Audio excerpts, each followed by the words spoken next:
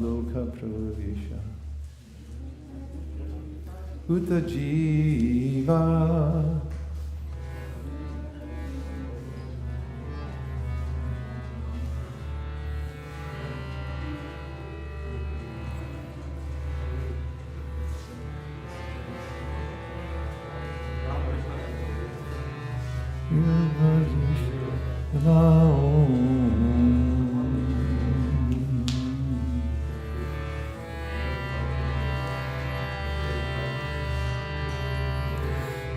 More light for the deities, please.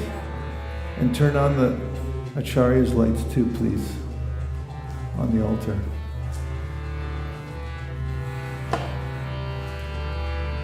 Vibhavari Shesha Loka Pravisha Nidrachari Uttaji. What? Vibhavari Shesha Loka Pravisha. I'm still staying in the same time. Uta Jiva Vibhavari Shesha Aloka Pra. No. No. He's staying with Ujjvala Varna tune. Give us the Mangalarti tune.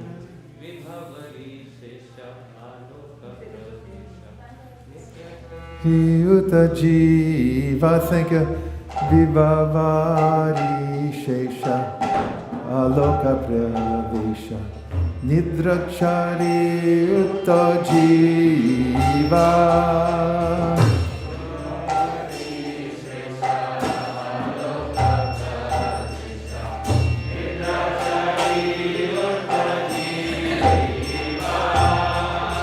Bolo Hari Hari Mukunda Murari Rama Krishna Haya Griva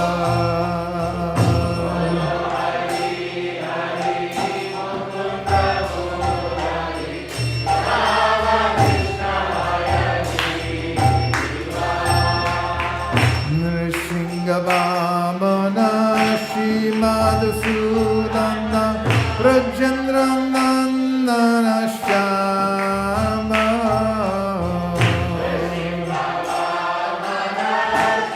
Lights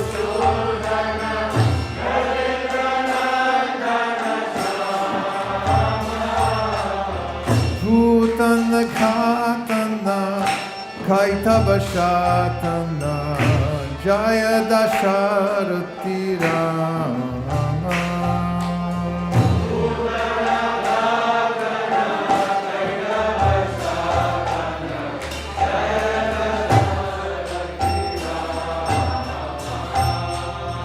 Yashoda Dulala Govinda Gopala Vrindavana Purandara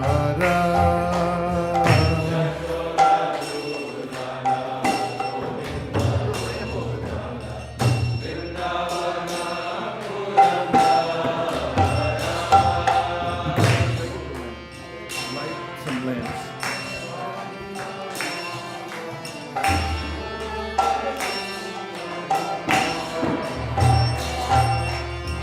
Gopi Priya Jana Jari Karamana Bhuvana Sundara Ravanata Karamakaras Gopi Jana Vastrahari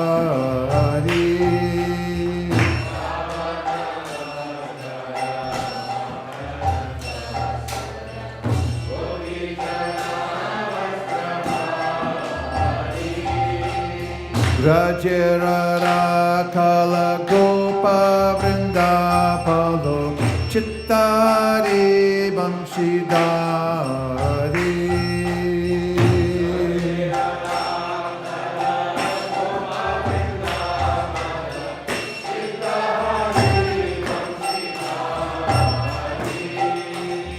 Yogindra Vandana Srinandanandana Prajajana Bhayahare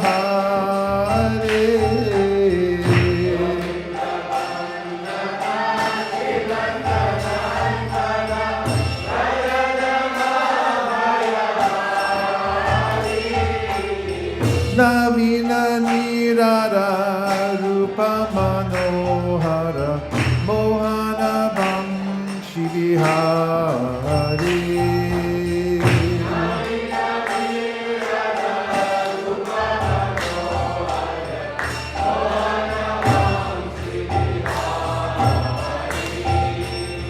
Yashoda Nandana Kamsa Nisurana Nikunjarasa Vilasi.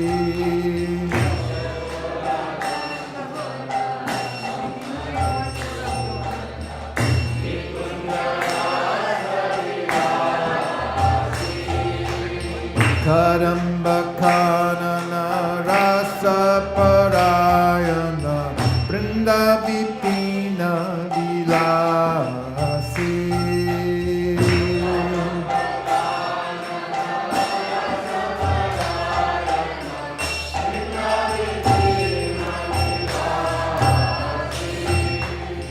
Ananda Vardhana Premani Ketana Kulashara Jojakama.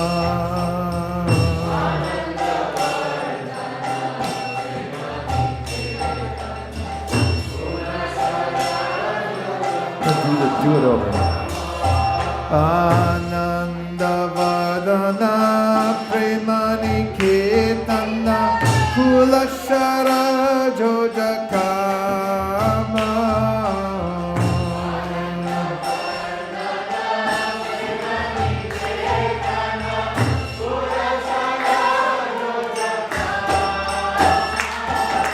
Gopangana Chitta Vinodana Samasta Guna Ganatama.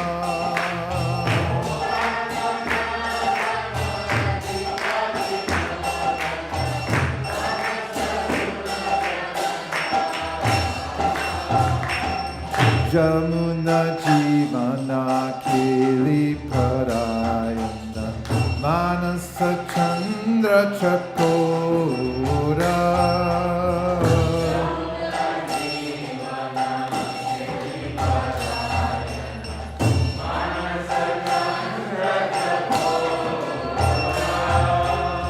Nam Sudarasa Gao Krishna Jasha Rako Vachana Manomura.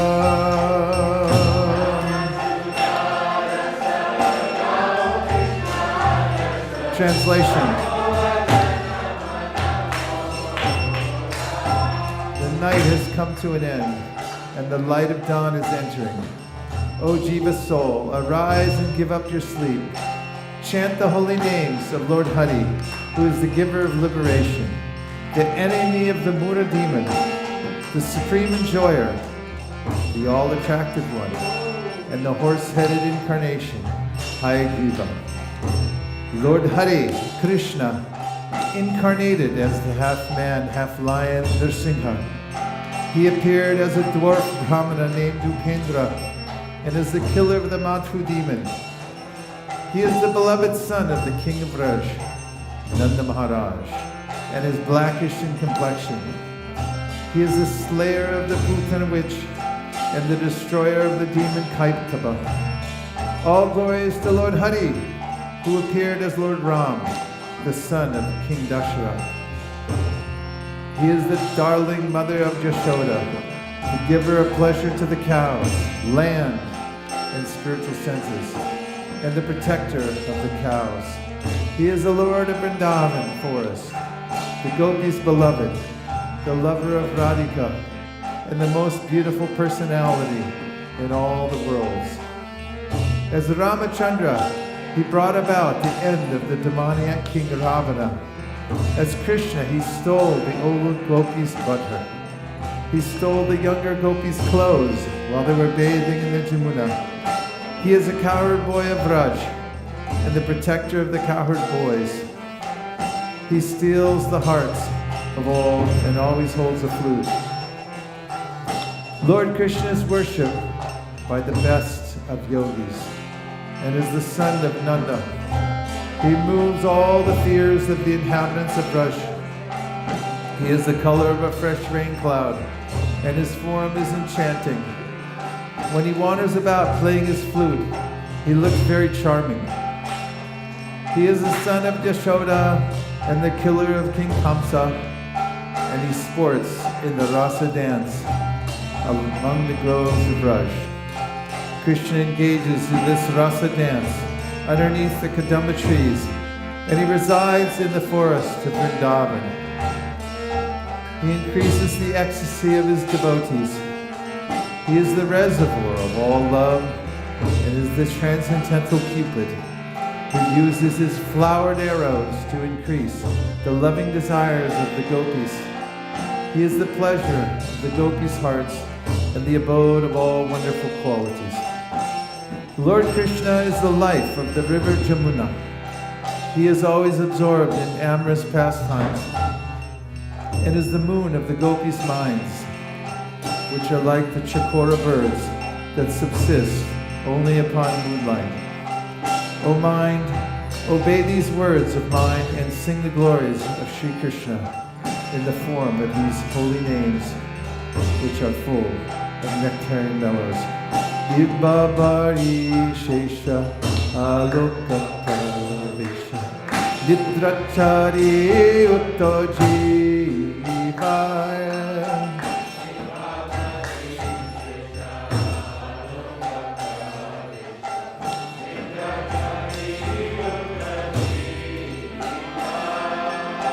Bolo Hari Hari Mukunda Murari Rama Krishna Hayagriva.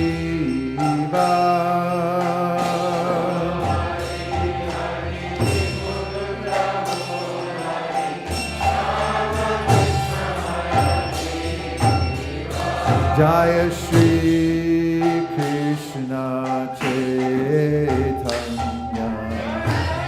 Prabhu Nityananda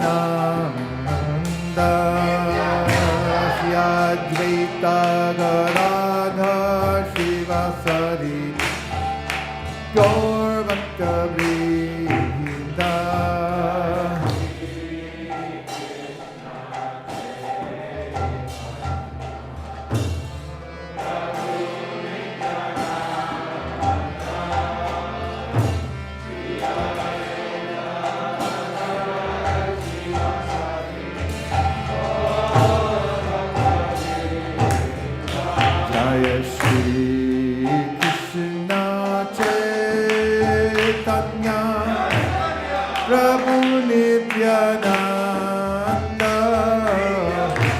Advaita Gadadhar Shivasari Gaur Bhakta Vrinda.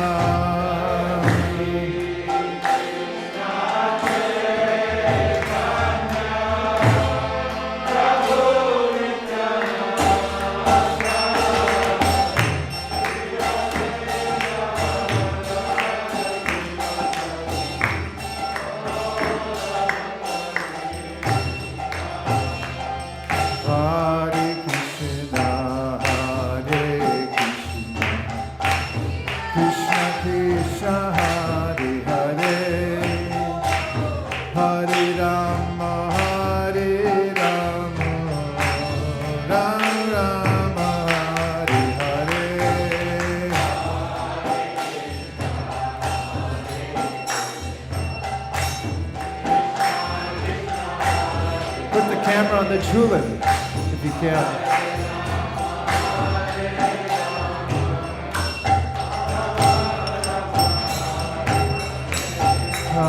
Hare Krishna, Hare Krishna, Krishna Krishna, Hare Hare, Hare Rama, Hare Rama, Rama Rama, Hare Hare.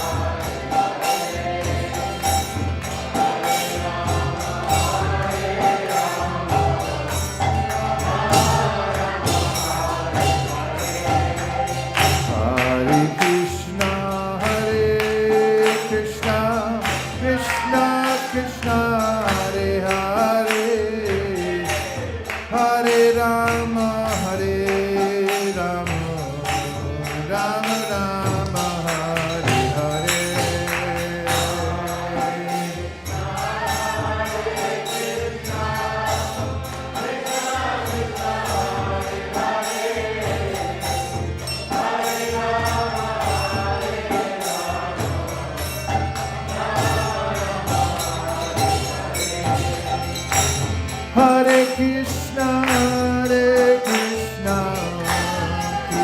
Krishna, Hare Hare, Hare Rama,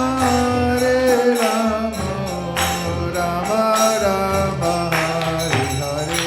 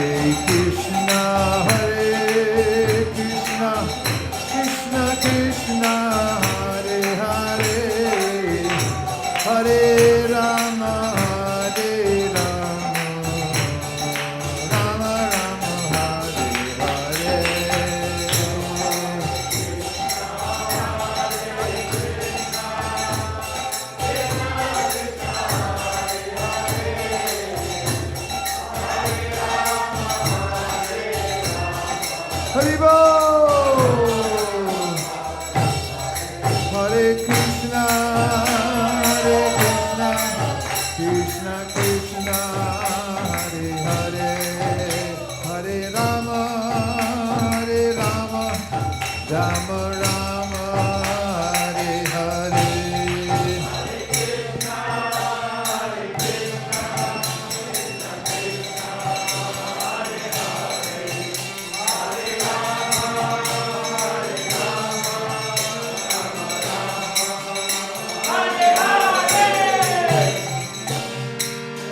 Hare Krishna, Krishna Krishna, Hare Hare, Hare Rama,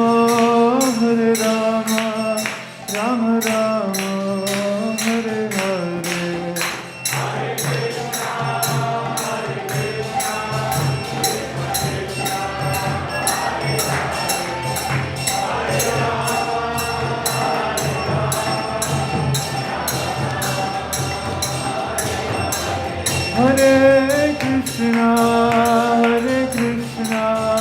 Krishna Krishna, Hare Hare, Hare Rama,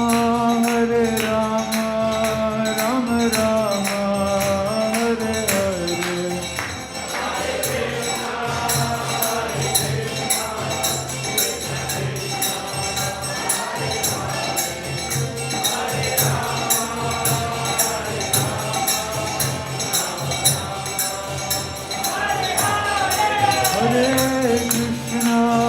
Hare Krishna, Krishna Krishna, Hare Hare, Hare Rama, Rama Rama, Hare Hare.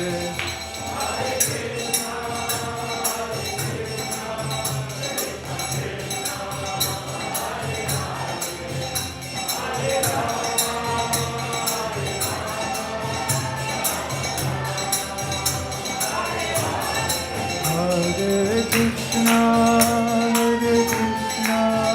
Krishna Krishna, Hare Hare, Hare Rama, Rama Rama, Hare Hare.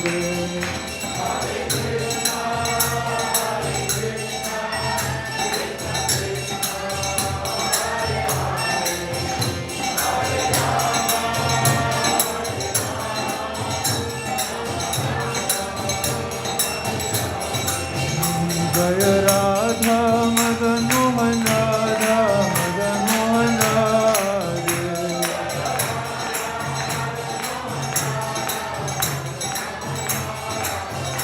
Jaya Radha Madan Mohan Radha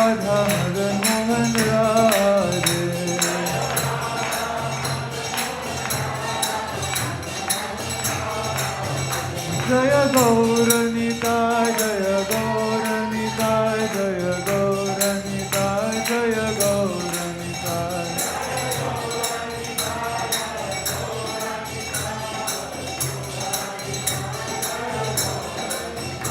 Jaya Prabhupada, Jaya Prabhupada, Jaya Prabhupada, Jaya Prabhupada.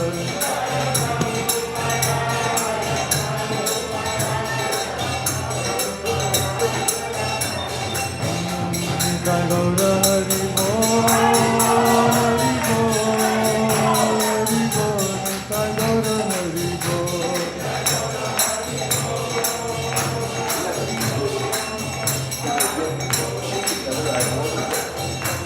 Jai Gaura Hari Bol, Hari Bol, Hari Bol, Jai Gaura Hari Bol.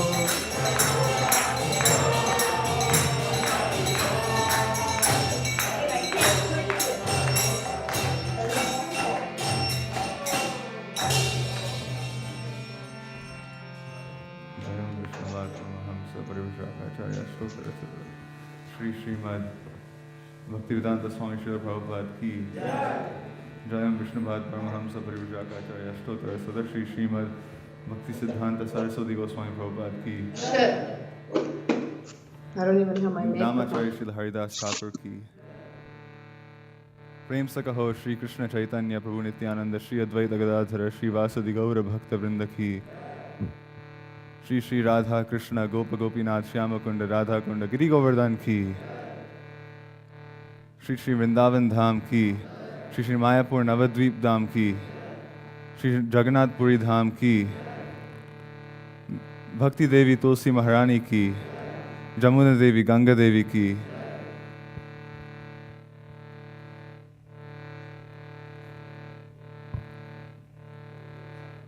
Samaveda Bhakta Vrinda ki all glories to all glories to the assembled devotees. All glories to the assembled devotees. All glories to the assembled devotees. Gaur Premanande.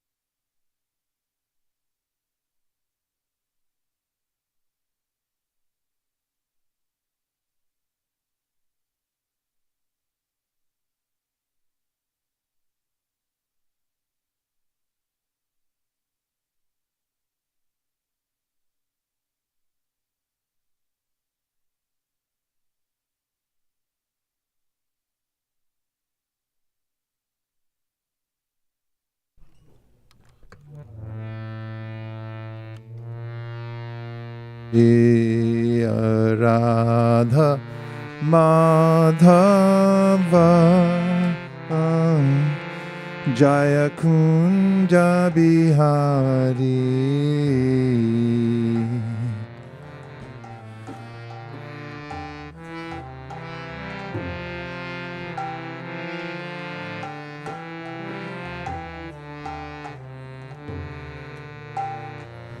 Jaya Radha Madhava Jaya Kunda Bihari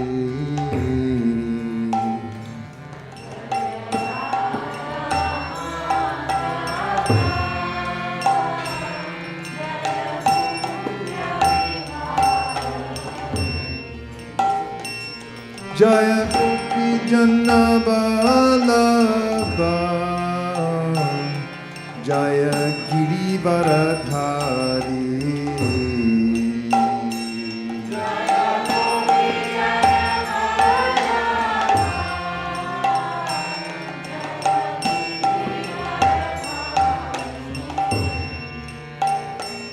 Jaya Gopi Janna Vallabha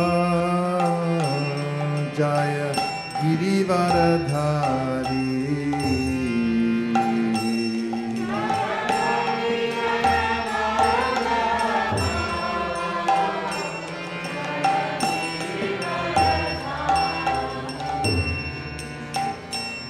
Jaya Jashodanandana Jaya Braja Janaranjana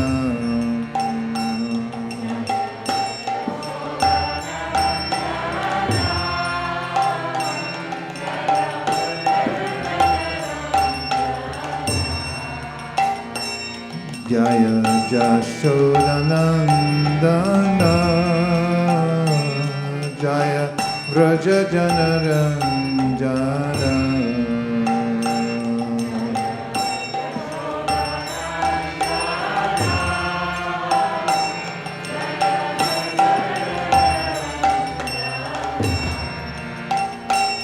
Jaya Jamuna Tiravarachari Jaya Kunja Bihari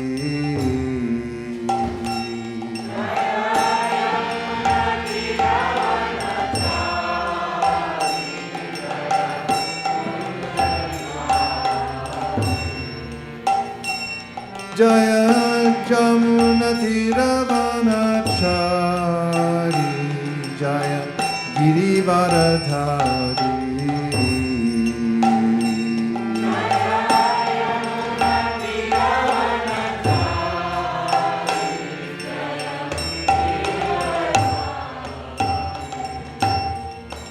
Hare Krishna Hare Krishna Krishna Krishna Hare Hare Hare Rama Hare Rama Rama Rama Hare Hare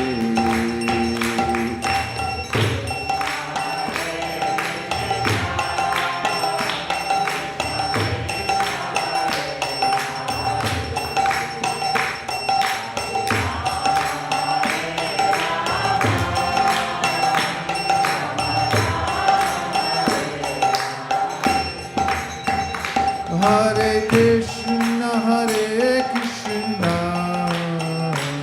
Krishna Krishna Hare Hare Hare Rama Rama Rama Hare Hare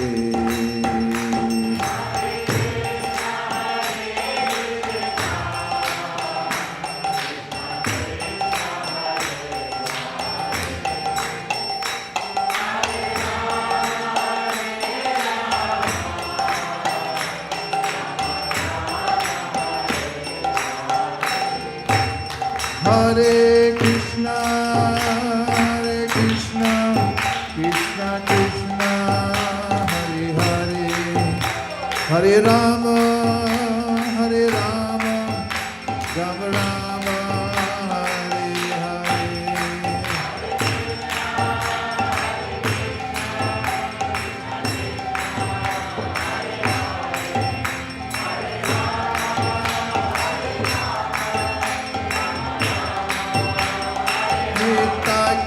Haribo, Haribo.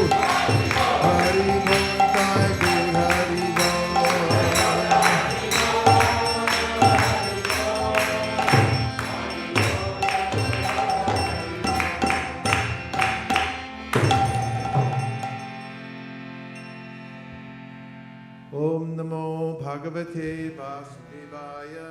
Om Namo Bhagavate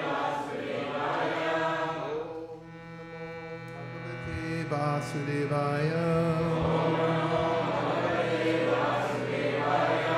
Om Namo Bhagavate Vasudevaya. Narayanam Namaskritya Naram Shaiva Narottamam Devim Sarasatim Vyasam Tato Jayamudiraye.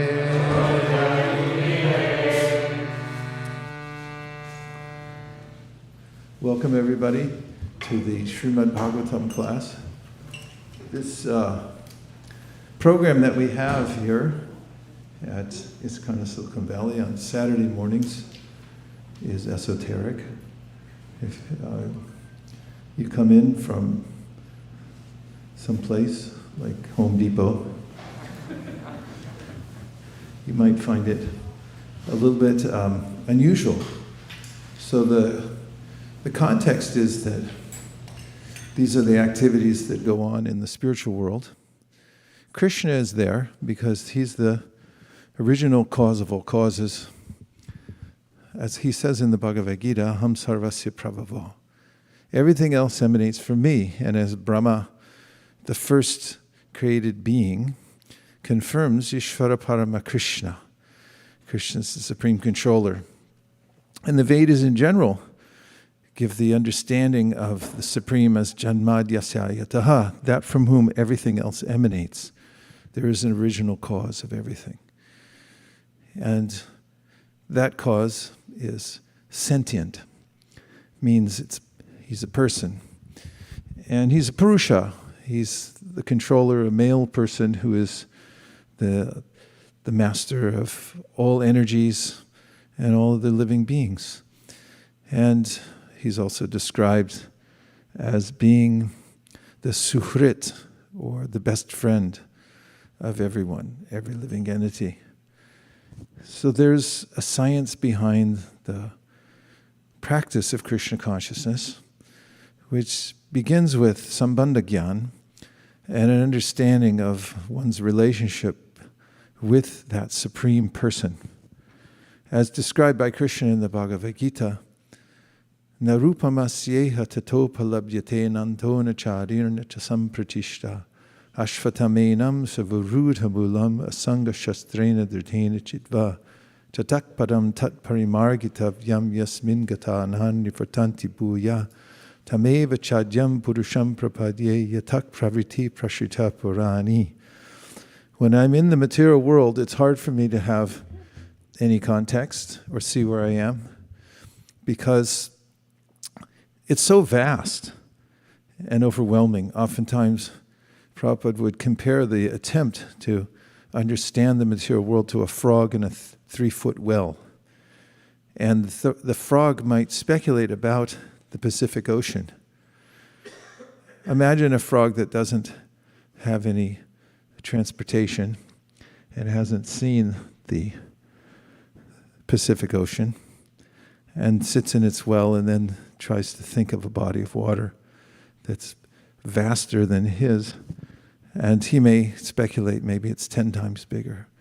Okay, 100 times, but that's it. And in my attempts to understand the material nature, no matter how intelligent I may be, I can't, because it's coming from Krishna and it's a divine energy. Even Brahma, when he was first born, tried to understand the material nature by looking around. He was born atop a lotus flower on a very high stem in the Karna ocean, the causal ocean, or Garbhodak ocean rather, the ocean within this universe. And then from the stem of Garbhodakshayi Vishnu, he climbed down the lotus stem. There were high winds. He was holding on. He saw the ocean raging underneath. And he couldn't find any source to himself. But then he heard the words tapa. Or as we hear in the Brahma Samhita, he heard Divine Saraswati give him the instruction that he should meditate on the mantra, the Krishna mantra, Gopal mantra. So he began to do that. And after some time, he was able, by the mercy of Krishna, to understand something about the universe. Of course, he's the sub-creator or the engineer who puts everything together, but still, it's beyond his comprehension. What to speak of an ordinary living being who's entangled in the three modes of material nature to understand the universe. So Krishna says, we can't understand the form of the world, we don't know where we are, what's up and what's down. It's very hard to understand where we came from, where we're going. All these things are a symptom of being tiny, and also being tiny and in ignorance. So he says that one must perform this operation of separating oneself from the material world. And one of the ways that we do that, Sangha Shastrena Dhrutena Chitva, he says, you should cut down this deeply rooted tree that you're entangled in. So Shastra, Shastrena Dhrutena Chitva, use the sword. And where do you get that? Shastra, which is the same word only with a long A, which means take advantage of the knowledge that's coming down from the Supreme Personality of Godhead. And that knowledge actually cuts the tree of material existence, because if I find out that the goals of my life are unachievable, or even if I attain them, as Hiranyakashipu demonstrated, they're unsustainable. Don't ask for anything that you can't maintain, because it's difficult. And hint, we can't really maintain anything. Krishna's the maintainer. So there's also particular information about our relationship with the Supreme Personality of Godhead. That is, sanitya nitya sambandha prakritischa paraivasa. We have an intimate relationship with our source.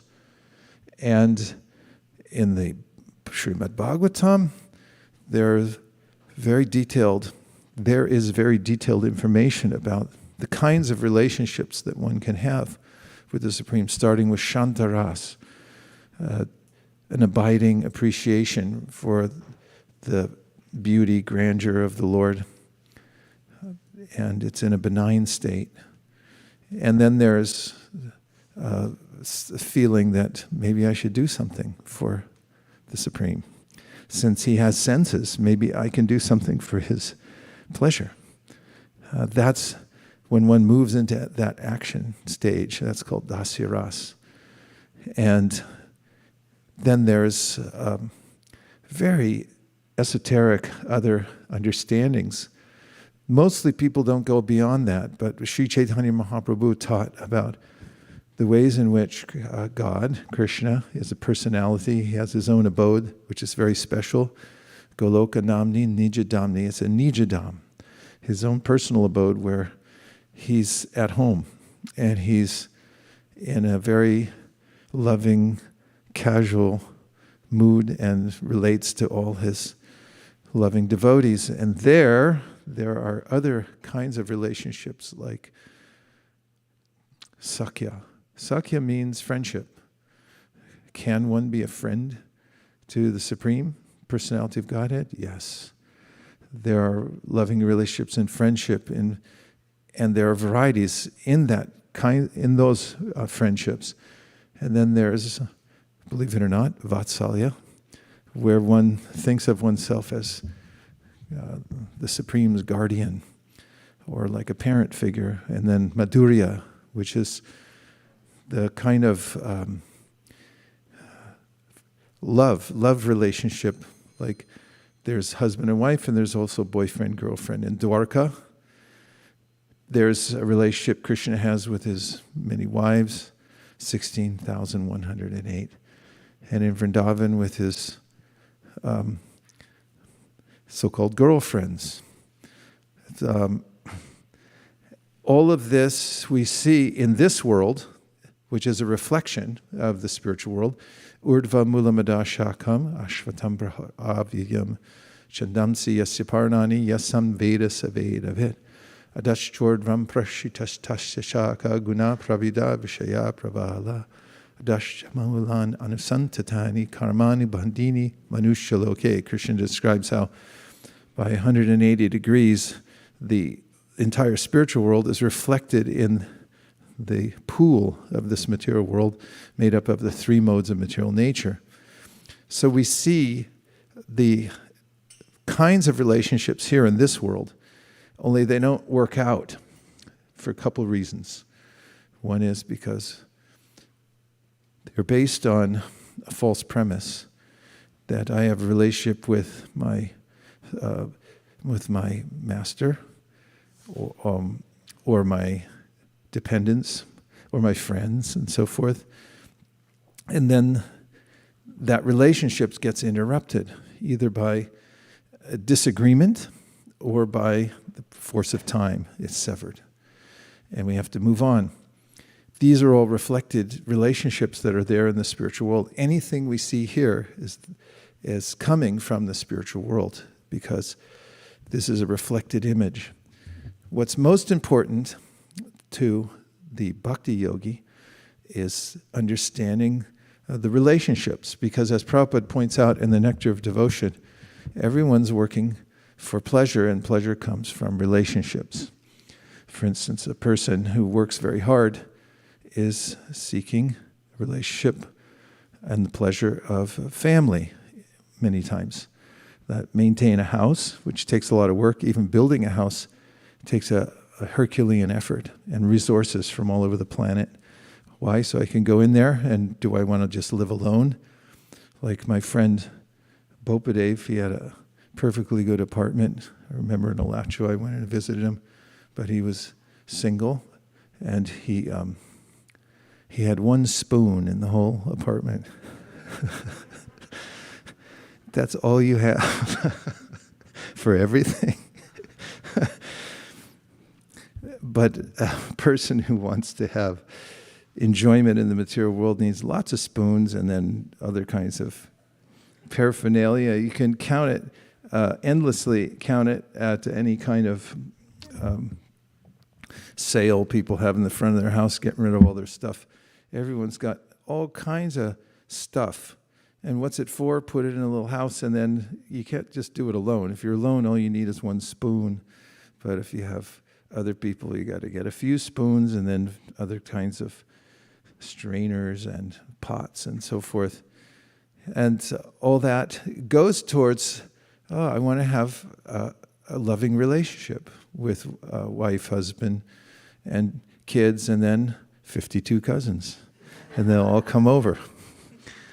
So this is the way in which I try to enjoy in the material world, but as described by a Vaishnava poet, Vidyapati, this enjoyment looks like it should be enjoyment, and you could say theoretically that there is some enjoyment, but he compares it to a person who's in the desert and is dying of thirst, and then asks for water, and someone says, certainly I can give you some water.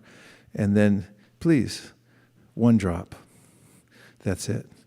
I mean, practically in the desert sun, the drop evaporates before it reaches his lips.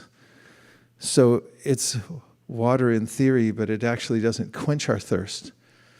So Krishna says that when you understand the temporary nature of the relationships in this world that we have, and he says you should be intelligent. Yehi samsparshaja bhoga dukha yonaya evate adyantavanta konte anate shuramate Buddha. Buddha means an intelligent person, is someone who figures out that, okay, I have all these relationships, all these spoons, forks, knives, pots, pans, stove, flown in from Germany or wherever the best ones come from. But all these things have a beginning and an end. Even Shukadeva Goswami in the beginning of the Srimad Bhagavatam, who's extremely austere, he doesn't even wear clothes. He's saying, what's the use of all this stuff? You can lie on the ground. You don't need a posturepedic or a sleep number. You need a little ground you can lie on. And I've seen that before when I stayed at the Goshala. Prem Kishore's 2 kids, they're young at the time. They're so used to living in Vrindavan. They'd come home exhausted as young kids do. They were probably, 10 and 12 or something like that. They come in. The floor was very nice. It was soft. It was made out of cow dung. Like hardened cow dung. It was a very nice kind of environment. And they just come in, and I'd watch them, and they just fall on the floor and go to sleep. That was it. So there's not advocating necessarily for that, but the point is, Shukadev Goswami says, don't get waylaid by all these things.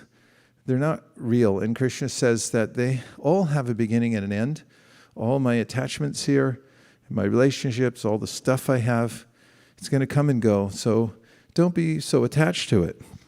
You can keep it, but use it for a higher purpose. Anasaktasya vishayan yatarham upayunjita nirbandha Krishna sambandhe yuktam vairagyam uchite. When you have things and you use them for a higher purpose, then they become spiritualized.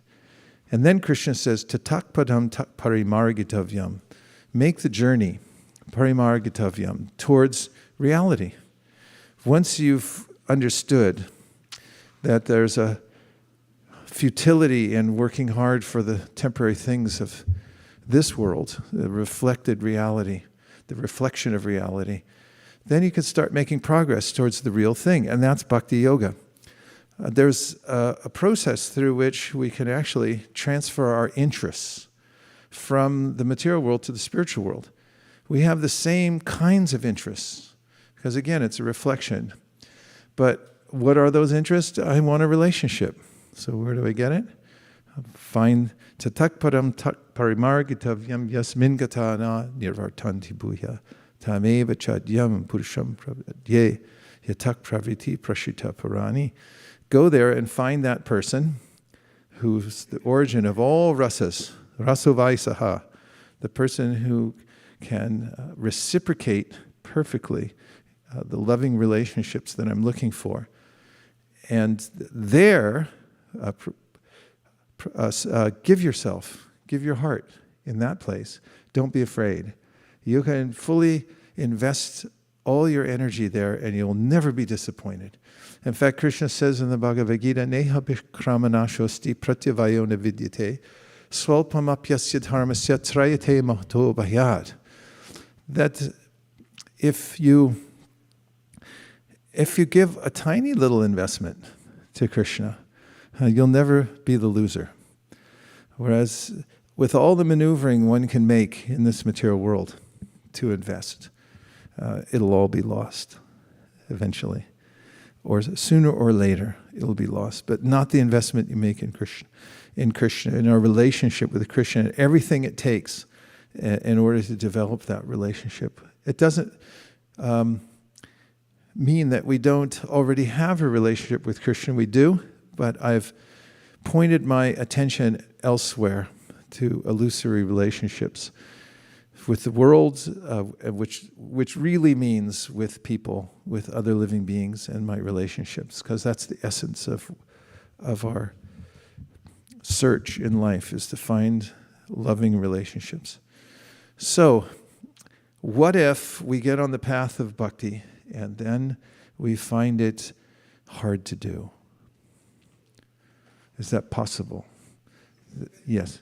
So it's a simple process, but it doesn't necessarily mean it's easy, because there may be obstacles. So, how does one overcome those obstacles? We have to have yoga balena, spiritual strength.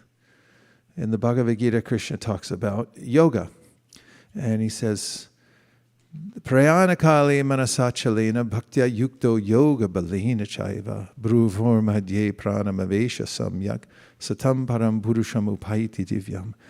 Prayanakale means at the end of this body. This is very heavy language, actually, for most people, because everyone's moving around in life, la-di-da-di-da, everything's fine. And then you go like, hey, you're going to leave your body, and they say, what? How do you talk things? Why do you say things like that? Can't we talk about something nice? And Krishna comes out in the Bhagavad Gita. This is yoga talk. Prayana kale manasa chalena. When you leave this body, at the end of the body, and we say, Vayora nilam amritam atedam bashmantam shariram. A little more verve. Vayora nilam amritam atedam bashmantam shariram. Yeah, this heavy verses about how let this temporary body be burnt to ashes and let the air of life be merged with the totality of air. That's something you can bring up at a PTA meeting. What about my child when his body is burned to ashes, or mine? And so there's this stark reality that Krishna and the Upanishads and throughout the Srimad Bhagavatam were presented with, that there's an end to all this, to this body and so forth. And so Krishna says, Prayana kale manasachalena bhaktya yukto ye yoga balena chaiva. He said, work in this lifetime to develop bala, spiritual strength. Yoga balena. Yoga means there's a systematic practice that one should engage in to become very strong, so that at the time of death, bruvor madhye pranam avesha samyak, you can place your focus between the two eyebrows. This is for yogis. They're placing their life airs, everything near the top of the head, be fully focused, get ready to burst out of the top of the head and head off for the planet that they're looking for. So Prabhupada says in his purport that you can't do that suddenly. You have to develop strength over a lifetime. And it takes investment in some practice. He says Satkriya Yoga, Satchakra Yoga, or Bhakti, or especially Bhakti Yoga, he says, to become strong. So there's strength and then there's weakness. But what is the weakness? That's described by our various acharyas, what keeps us from developing this, what's called steadiness. This is the first platform where we can feel some actual happiness, where we're not harassed by the obstacles that are inherent when we start off the process of devotional service. Inherent means because I've been dabbling in matter for so long, to say the least. There's a way in which I have lingering effects.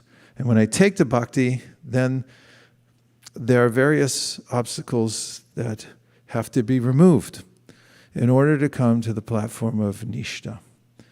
And this is something that Arjuna asks about. He wants to know, what is the symptom of a steady person? What does it look like when someone comes to steadiness? And then also we ask, how does one get to that position? What are the specific obstacles that one has to overcome to legitimately be fixed in consciousness? Otherwise, how will I be enthusiastic for devotional service if I'm constantly harassed by obstacles like sleep and like indifference and distraction? Distraction is torture, focus is nectar. I can only focus my mind when I come to this point of steadiness. So before I go into more of the details, we'll just take a few reflections to try to illuminate the parts that we've talked about already. Is everyone okay? Okay. So reflect back anything that you heard so far so we can go fully into the subject matter.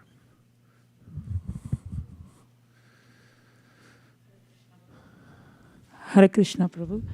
The point that you said about, Krishna can reciprocate in all ways. So if we invest our energy in the relationship with Krishna, then we'll never be disappointed. I felt that was very striking, because all the relationships in the material world some are pure, but ultimately everything comes with, people have their own agendas and things like that. So we do, get disappointed many times. Whereas, if we put our time and energy in Krishna, then he can satisfy us to the best. Yeah, have you ever noticed that any project, relationship, investment that you have in this world, sooner or later goes sideways? And the older I get, the more I'm convinced through the theory, mathematical theory of the theory of large numbers, of how true this is. Theory of large numbers says the more times you perform an experiment, the closer it comes to the average mean, which will show the consistent result that you're going to get from a particular experiment. That was a very wordy way of saying it, but the fact is, if you flip a coin twice and it lands on heads both times, you might conclude erroneously that it's not 50-50. But if you do it 10,000 times, the law of large numbers says it'll come closer to that. And so the older I get, the more I notice that it's not me, it's the way the material world is, that everything eventually goes sideways. And you'd never know where it's going to come from or which way it's going to come from, but it will. So there's an old saying about how spiritual life is all gain and no risk. And material life is all risk and no gain. If one can appreciate that, this is called shraddha, or faith in the process of Krishna's protection and devotional service, that if I give myself to Krishna, he'll protect me. This is what the pure devotees have in Vrindavan. They're always just depending on Krishna. Whereas when I try to arrange everything for myself and make sure everything's planned out in this world and I have enough resources to protect me, Shukadeva Goswami says, forget it. Deha patra kalatraveshu atmasaini sasatsapi. He said, these are fallible soldiers. I'm not advocating, again, giving disclaimers as I go, that one be irresponsible. One has to manage the resources. This is tina tyaktena bhunjita. You have to manage the resources that are given as your quota properly in Krishna's service. But there should be an ever-increasing and abiding sense that these are not my resources and they can be recalled at any time. And therefore, I should use them for a higher purpose. Thank you. Okay, who's next? Yes. You said Krishna is our best friend. That was very encouraging. It is very encouraging, especially since what he also says in the verse, Bhuktaran Yagyatapasam, he's the enjoyer of all sacrifices. Sarvaloka Maheshwara, he owns everything. Who wouldn't want a friend like that? And which is better, to be the king or to be the intimate servant of the king? It's better to be the servant, because the king is always under attack. Of course, Krishna can handle it. Ordinary kings eventually succumb. Look at Ozymandias. And there's a way in which we're in a good position, actually. We just have to assume that position rather than an artificial position that, no, I'm the enjoyer and I'm the owner and controller. And if I let Krishna be the owner and controller and put him in the center, then Krishna says, Gyatva mam shantim richyati, then you'll have peace, because it's we got a really good slot for you, little jiva. Just be who you are. You're really in an advantageous position. In fact, so advantageous that one could argue at some point that it's actually even a better position than being Krishna. That's why Krishna comes as a devotee, sometimes to appreciate the appreciators, or to be one of the appreciators, because it's really good. And the more you can appreciate Krishna, the better off you are. Yes. Prabhu, would you be talking a little bit more about how actually to increase the yoga balam? How to increase the yoga balena? Yes, I will talk about it. And Madhava Mahotsav Prabhu is actually raised. Oh, good. We have we can't forget our Zoom past. We have a history with Zoom. We used to be there. Okay, Prabhu, Sri Madhava Mahotsava, please go ahead. Hare Krishna, Guru Maharaj, please Hare accept my Krishna. humble obeisances.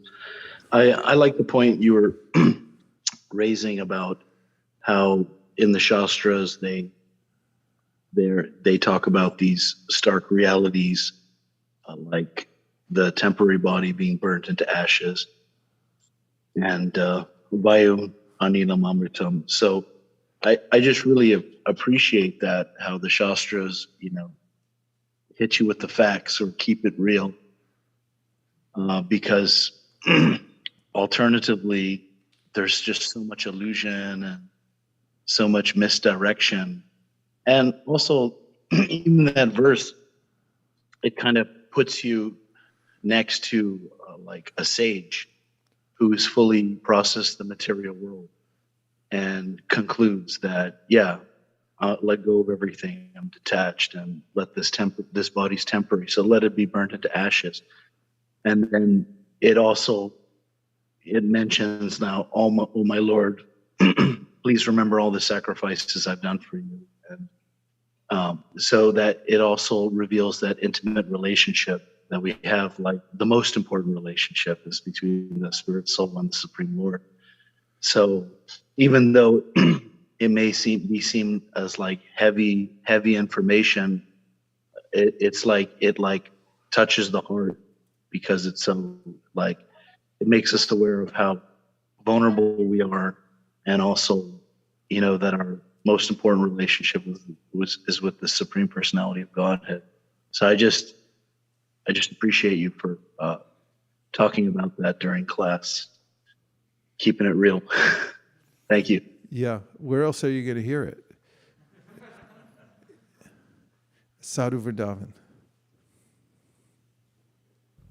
Hare I mean, Krishna Maharaj. where else are you going to hear except for the Shastra, and those who are representing the Shastra? Otherwise, it's a taboo subject to talk about. In fact, once, probably foolishly, definitely foolishly, when I was a brahmachari, and I was at the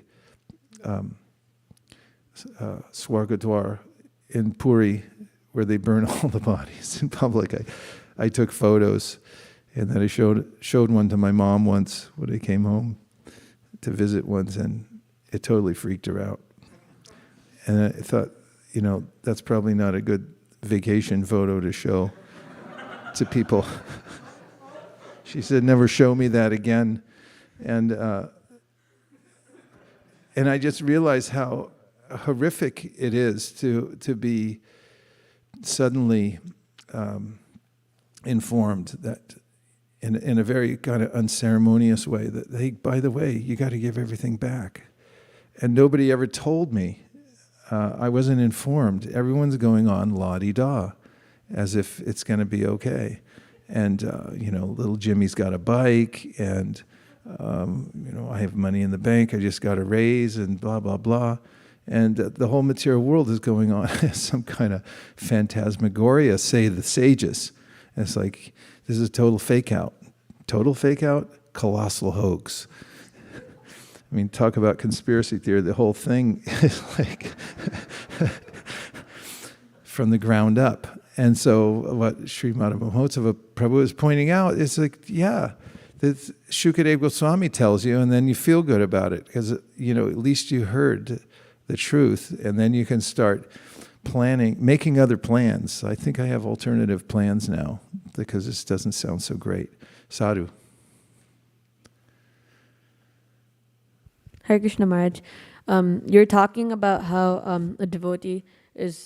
pure devotee is always dependent on Krishna. It doesn't matter whatever happens. He's always surrendered unto Krishna. So I was just thinking of the verse Ananyas Chintayanto Mam Yejana Paripastate Tesham Nityabhiyuktanam Can you say that Yogakshemam. slow and sweet, please? Ananyas Chintayanto Mam Yejana Paripasate Tesham Nityabhiyuktanam Yogakshemam Vahamyaham. And it means that when a devotee surrenders unto Krishna, he carries what the devotee lacks and preserves what he has. And or more specifically, ye yatamam pradyante, that tam sataiva bhajamiham mama vartmanu vartante manushya Parta Sarvasha, good. Manushya Partha Sarsha, which basically means that as all surrender unto me, I reward him accordingly. So yeah, I was just thinking about these two verses when you made that point. Thank you very much. Well done, sir. Hare Krishna, Guru Maharaj. Hare Krishna. Hare Krishna, please accept my humble obeisances to you all. Glories to Srila Prabhupada. I like so many points, but I'm going to talk about a couple points that I really like. When you say that when we get older, we experience that this is so true. It double, triple, 100 time confirmation that when we live in family life or whatever we are doing, and then no matter how much we try to please somebody or we do so much and we get comfortable, and then suddenly we get even small like slap, and then we realize that this is Krishna's mercy, that I cannot be comfortable in this world and I have to do my sadhana or chanting and reading and not to get too attached with this. So that's also Krishna's mercy. And so I experienced it. And then one time I went to, last week I went to Kaiser, and the person who was registering at front, all the patients, and he said, he just made one point that really struck me. He said, when I see everybody's pain in the hospital, it makes me humble. And he said I feel that how fortunate I am when I'm working here, and it makes me humble. And I said, oh, that means you like spirituality and you will like this book. So I gave him a couple of books and he really liked it. And so that made me think when I came home that all these material things that we get, beat by whatever, and it makes us humble and we want to surrender more and do our sadhana according to our best capacity. Thank you so much. Hare Krishna. Thanks for the real life anecdote. There's a verse in the 11th canto in which Krishna mentions that one should use 4 kinds of evidence to notice that the material world is a temporary place. Pratyaksha, Anuman, Aitya, and Shabda. So Shabda means hear about it from the Shastra. And Aitya means wisdom that's passed down, word of mouth. And like nobody gets out of here alive. Then there's direct perception. You can walk around and see, oh yeah, this is actually happening in real time. And logic also, because the death rate is still 100% after thousands of years. Even with the best laid plans and so-called remedies, it's still the same when you go to any doctor now as when you went before and said, can you cure me? And they'll say, we'll give it a try. And then there'll be a lot of debate about whether it worked or not, and maybe there's side effects and so forth. So that's the nature of the material world. Krishna says so, vikalpa savirajite. You get that shloka book. Oh, there it is. It's right next to you. 11th canto, you can look it up.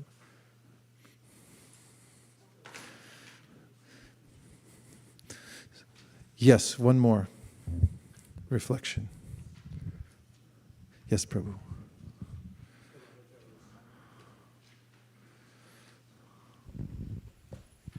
I was reminded of the bhajan. Go Shruti Pratyaksham Aitiyam. Go ahead. So Maharaj, I was reminded of the bhajan, Bhajure Mana, and especially that paragraph. Which bhajan? We can barely hear you. You got to hold that close to your. Bhajure Man by Govinda Das. Bhajure Mana. Especially, Edhana Yavana, Putra Parijana, Ite ki Achi Parititi Re, Kamala Dala Jala, Jivana Talamala, Bhajo Hari Pada Nitire. So I was thinking how eloquently the entire thing that you are speaking is captured by Govinda Das in that bhajan. And he's Yeah, it's almost a kind of remorseful or melancholy song in a raga that indicates that kind of mood. Kamala Jala Jala Jivana Talamala Bahuhar Hari Para Nichire. The Kamala Dala Jala Jivana Talamala, poetic, beautiful alliteration, and there's description of how the drop of water is on a lotus and it can slip off at any time. My life's like that. And all of this investment I've given in the relationships in this world, they can be lost at any time as well. Thank you very much. Shruti pratyakshamitiyam anumanam chatushtayam pramaneshvanavastana advikalpat sabirajite. Can you read this? Translations open now. From the four types of evidence, Vedic knowledge, direct experience, traditional wisdom, and logical induction, one can understand the temporary, insubstantial situation of the material world, by which one becomes detached from the duality of this world. Thank you very much. Directly from Krishna to Uddhava. So he said, look around and check it out for yourself. And then, vikalpa savirajite, have a sense that the material world's not stable, and therefore take a chill pill. Don't get too invested here. Yes.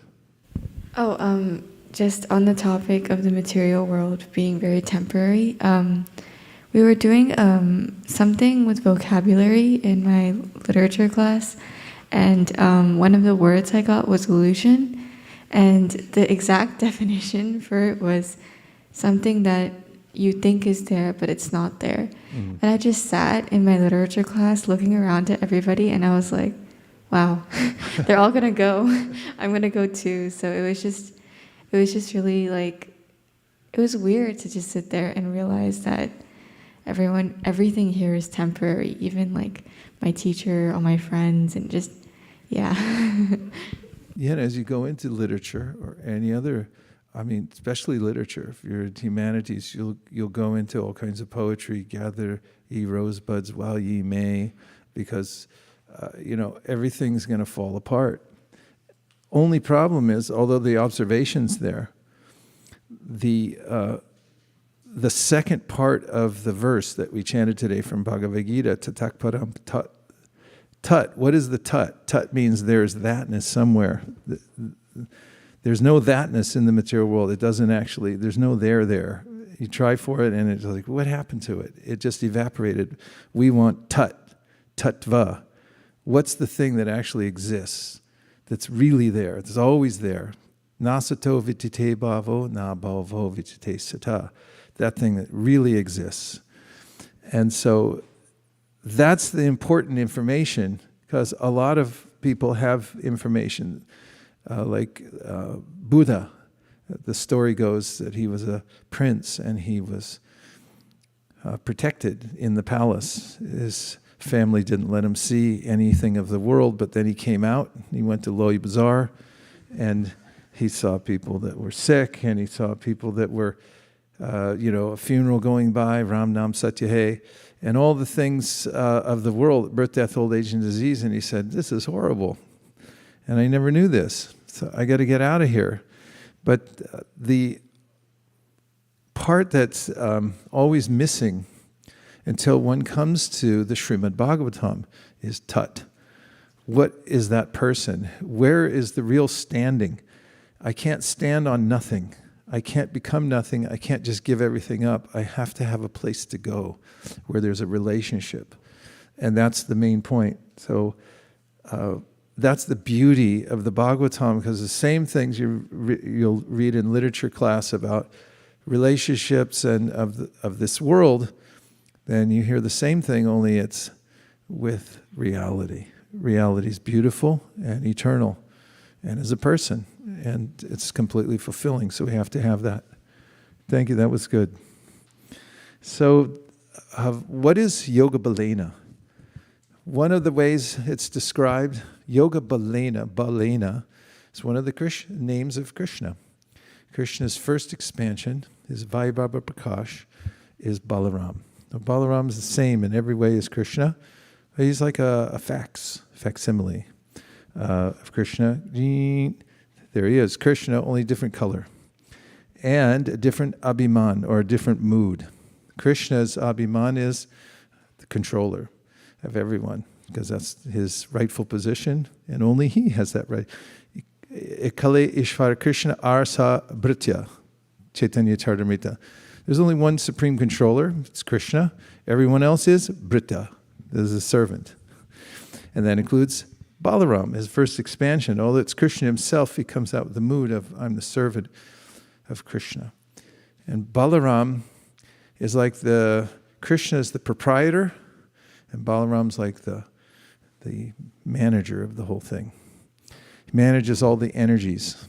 He is the source of and manifests the Sandhini potency, which means the stabilizing force or the facilitating force behind everything in the spiritual world and in the material world as well.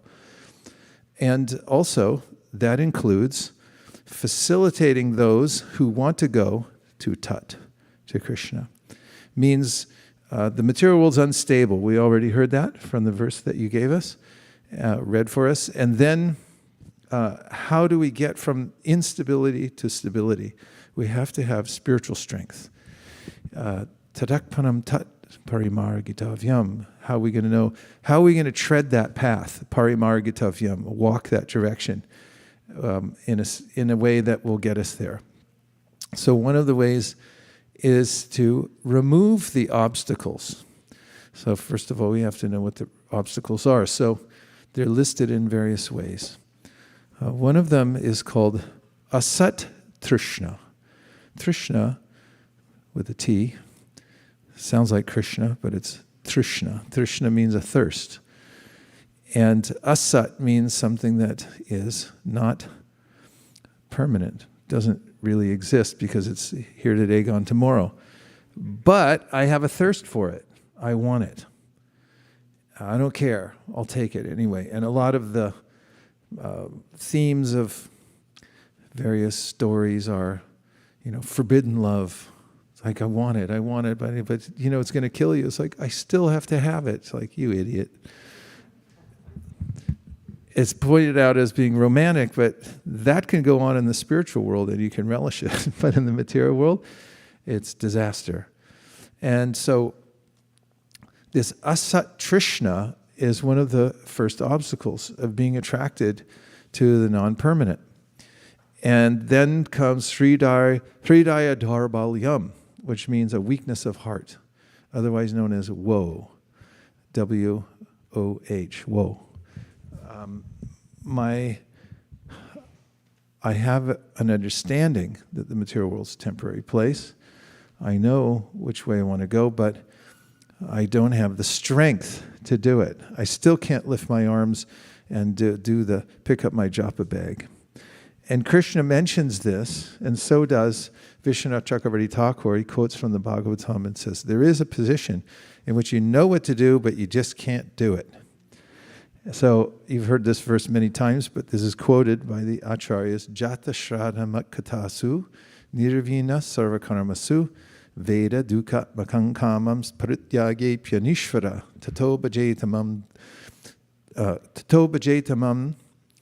Prita Shradalur Judanishchaya, Jushamanams Tatankamams, Dukho Darkams Tagarayan. And this indicates this position. I know what to do, I can't do it. So my faith is awakened in the process. Jata Shraddha means faith is born. Matkatasu, I have a faith also that if I hear Krishna Katha, that I will advance in devotional service. Nirvina Sarvakarmasu, and I'm also disgusted with the material world. I know that it's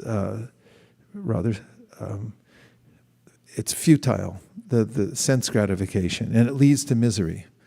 But parityage pyanishvara, parityage means to give something up, Paranishvar, I don't have the strength to give up these bad habits. Just can't do it. Tato bhajetamam prita shradalor jnanishchaya, Krishna says, but understand that, or he's saying, I understand your position. You're very dear to me because you're trying. And he said, so don't give up the process. Continue, because gradually you'll come to a success and you'll be able to do it with full taste. And so he says you could be a little remorseful, but don't become pathologically remorseful so that you give up the process. Say, I can't do it, and also nobody can do it, because if I can't do it, nobody else can either. They're just faking it anyway. So don't be like that, he says. Just understand that the process is extremely powerful. Similar thing that he says in Apichat Sudaracharo, that no matter how low a devotee seems to have fallen, don't worry, because the process of devotional service is so powerful that very soon, Sri Prambhavati Dharmatma, he'll become to the perfectional stage. So, Hridaya Durbhalyam means I have this weakness of heart to want to enjoy the temporary, and that's a difficult position to be in. And then there's aparadha, the tendency to commit aparadha. So we know Radharani is the emblem of all pure devotional service, and so her name is Radha. If you say aparadha, means that you're doing activities, you're acting in such a way that you're going against the process of devotional service, like atyahara prayashascha, janashangascha loliam cha. There are various ways in which I act against the flow of devotional service, and I won't make advancement. And then there are three kinds of aparadhas that one can make, which waylay one on the path of devotional service and keep one in a weak state. So one of them is called namaparadha, is offending the holy name. And there's 10 offenses against the chanting of the holy name. And then there's Vaishnava aparadha, offending devotees who are performing devotional service. And then there's Seva aparadha, the aparadhas or the mistakes I make in serving Krishna, like in deity worship. And so these are the three categories of that stand between a devotee and nishta. And also there's 5 characteristics that emerge from these mistakes, which are listed as, first of all, being sleepy when it's time to perform devotional service. Of course, there's a time to sleep, but then there's a time not to sleep, which is like in Bhagavatam class, or when one's chanting the holy name. But there's a way in which I'm so uninterested that, or at least my brain is, part of me wants to do it, but the other part, as soon as I start chanting, because, like, can't we play a video game instead? And so this sleep, or laya, is one of the obstacles that is apparent when these various aspects of blockage are there in our devotional practice. From asat trishna, I'm still attracted to the material world, it looks better to me than devotional service. Hridaya Dorbalyam, a weakness of heart, is like, I'm flabby, I just can't get up. And then the aparads, I haven't taken the trouble to clean that up, to not commit the aparadhas, and it's affecting me. So then part of that, the symptom of that is that I become sleepy when I want to do devotional service. And then there's a distraction, being prone to distraction. And this is something that, of course, all of it takes practice, but devotees who want to overcome these anomalies and get spiritual strength have to scratch, crawl, bite, whatever you have to do to get past them. And one of them is distraction. And if I practice being distracted, then I'll be distracted a lot, because there's plenty of distractions that call to me.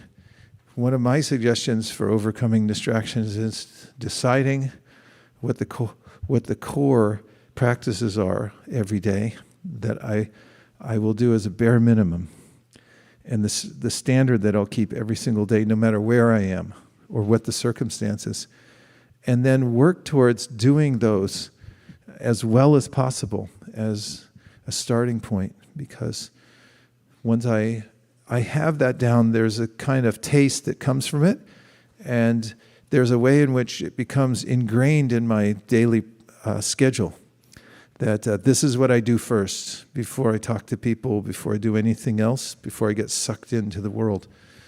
And that starts to give an oasis away from distraction.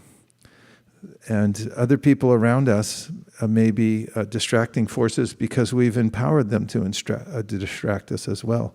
Like, yeah, I know he doesn't really pay attention when he chants his rounds, so therefore, I'll just introduce a video game while he's chanting, and he won't mind, because I know that's, but you have to make the determination yourself, and then the environment adjusts accordingly. So distraction is the second, and the third is indifference, which is a very strange kind of feeling, but it comes from tamogun. Tamogun means that I'm zoned out completely from what's important in life. In fact, it's a negative space. It's very dark. And that tamogun just comes up. If I've practiced touching the tamogun in the past, then it may be in there. And it has to come out. So the Kaliya serpent, one of the demons that Krishna killed, Krishna danced on his hoods. And every time he hopped up on the other hood, he smashed it down, and poison was coming out. And he had to dance for a long time until Kaliya became not only exhausted, but also free from poison. He had expelled it all in getting hit over and over again by Krishna's lotus feet on his head. And then this feeling came into his mental system that, maybe I really should surrender. Because my wives have been telling me this. His wives, the Nagapatnis, were really good devotees. And they, don't be such a jerk. Of course, they were more polite about it perhaps, but they were pretty disgusted with him. And when they saw him getting beat up by Krishna, they were thinking, hey, if Krishna kills him, they weren't totally against him, but we understand, But when they saw that, and they could see it in his countenance, that he suddenly was different, and he was exhibiting this kind of radiance that, I think, which comes out from somebody who has this feeling that I really do want to surrender. And I think that I'll give up my attachment to the material world. And when he did that, then the Nagapatnis started rooting for him and praying to Krishna, please don't kill him. You can see now he's a devotee, he's surrendering to you and things like that. So point is that the mode of ignorance is poison. I've been drinking it wholesale for many lifetimes, just thinking this is really good. And it's in there. So I have to allow Krishna to smash my head and voluntarily hear the holy name as if Krishna is dancing, and the impulses I have for the material world, let Krishna smash those out of me, and the devotees, the association of devotees, to take it out. And then I can come to a point where there's no more of that ignorance inside. And I feel I think I'm free from that tendency to just zone out and be indifferent to devotional service. I'm going to be fully attentive. This is one of the symptoms of coming to Nishta, that this is the most important thing to me now in my life. And then he mentions that there is innate tendencies in me, like anger or lust, that become obstacles to nishta. And those, after some time of hearing and chanting and practicing devotional service, naturally become evaporated by the power of Krishna. Virkriditam vrajavadur birahamcha Vishnu shadhanvitona shrinu yadata varna yedya. Bhaktim param bhagavati pratilabhya kamam hridrogam ashvapahinot yacharena thira. Shukadeva Goswami says it's remarkable how the hearing Krishna Katha, it actually will cleanse the heart of lust, the dreaded enemy of the conditioned soul, lust for enjoying the material senses in this world. Will be evaporated. And then also, each one of the senses, this is the fifth obstacle, has some kind of attraction, sense attraction. But by the process of devotional service, gradually, those senses feel more comfortable engaging in Krishna's service. For instance, the senses want some activity, but I only feel satisfied when I'm engaging them in some process of devotional service, and they can become purified. So these are the obstacles, and the absence of these obstacles means that one has come to the position of nishta. So nishta means steadiness in devotional service. And Baladev is the one who helps us come to that point, and therefore one of his names is Balabhadra. He's the strongest of the strong. He's the source of all strength.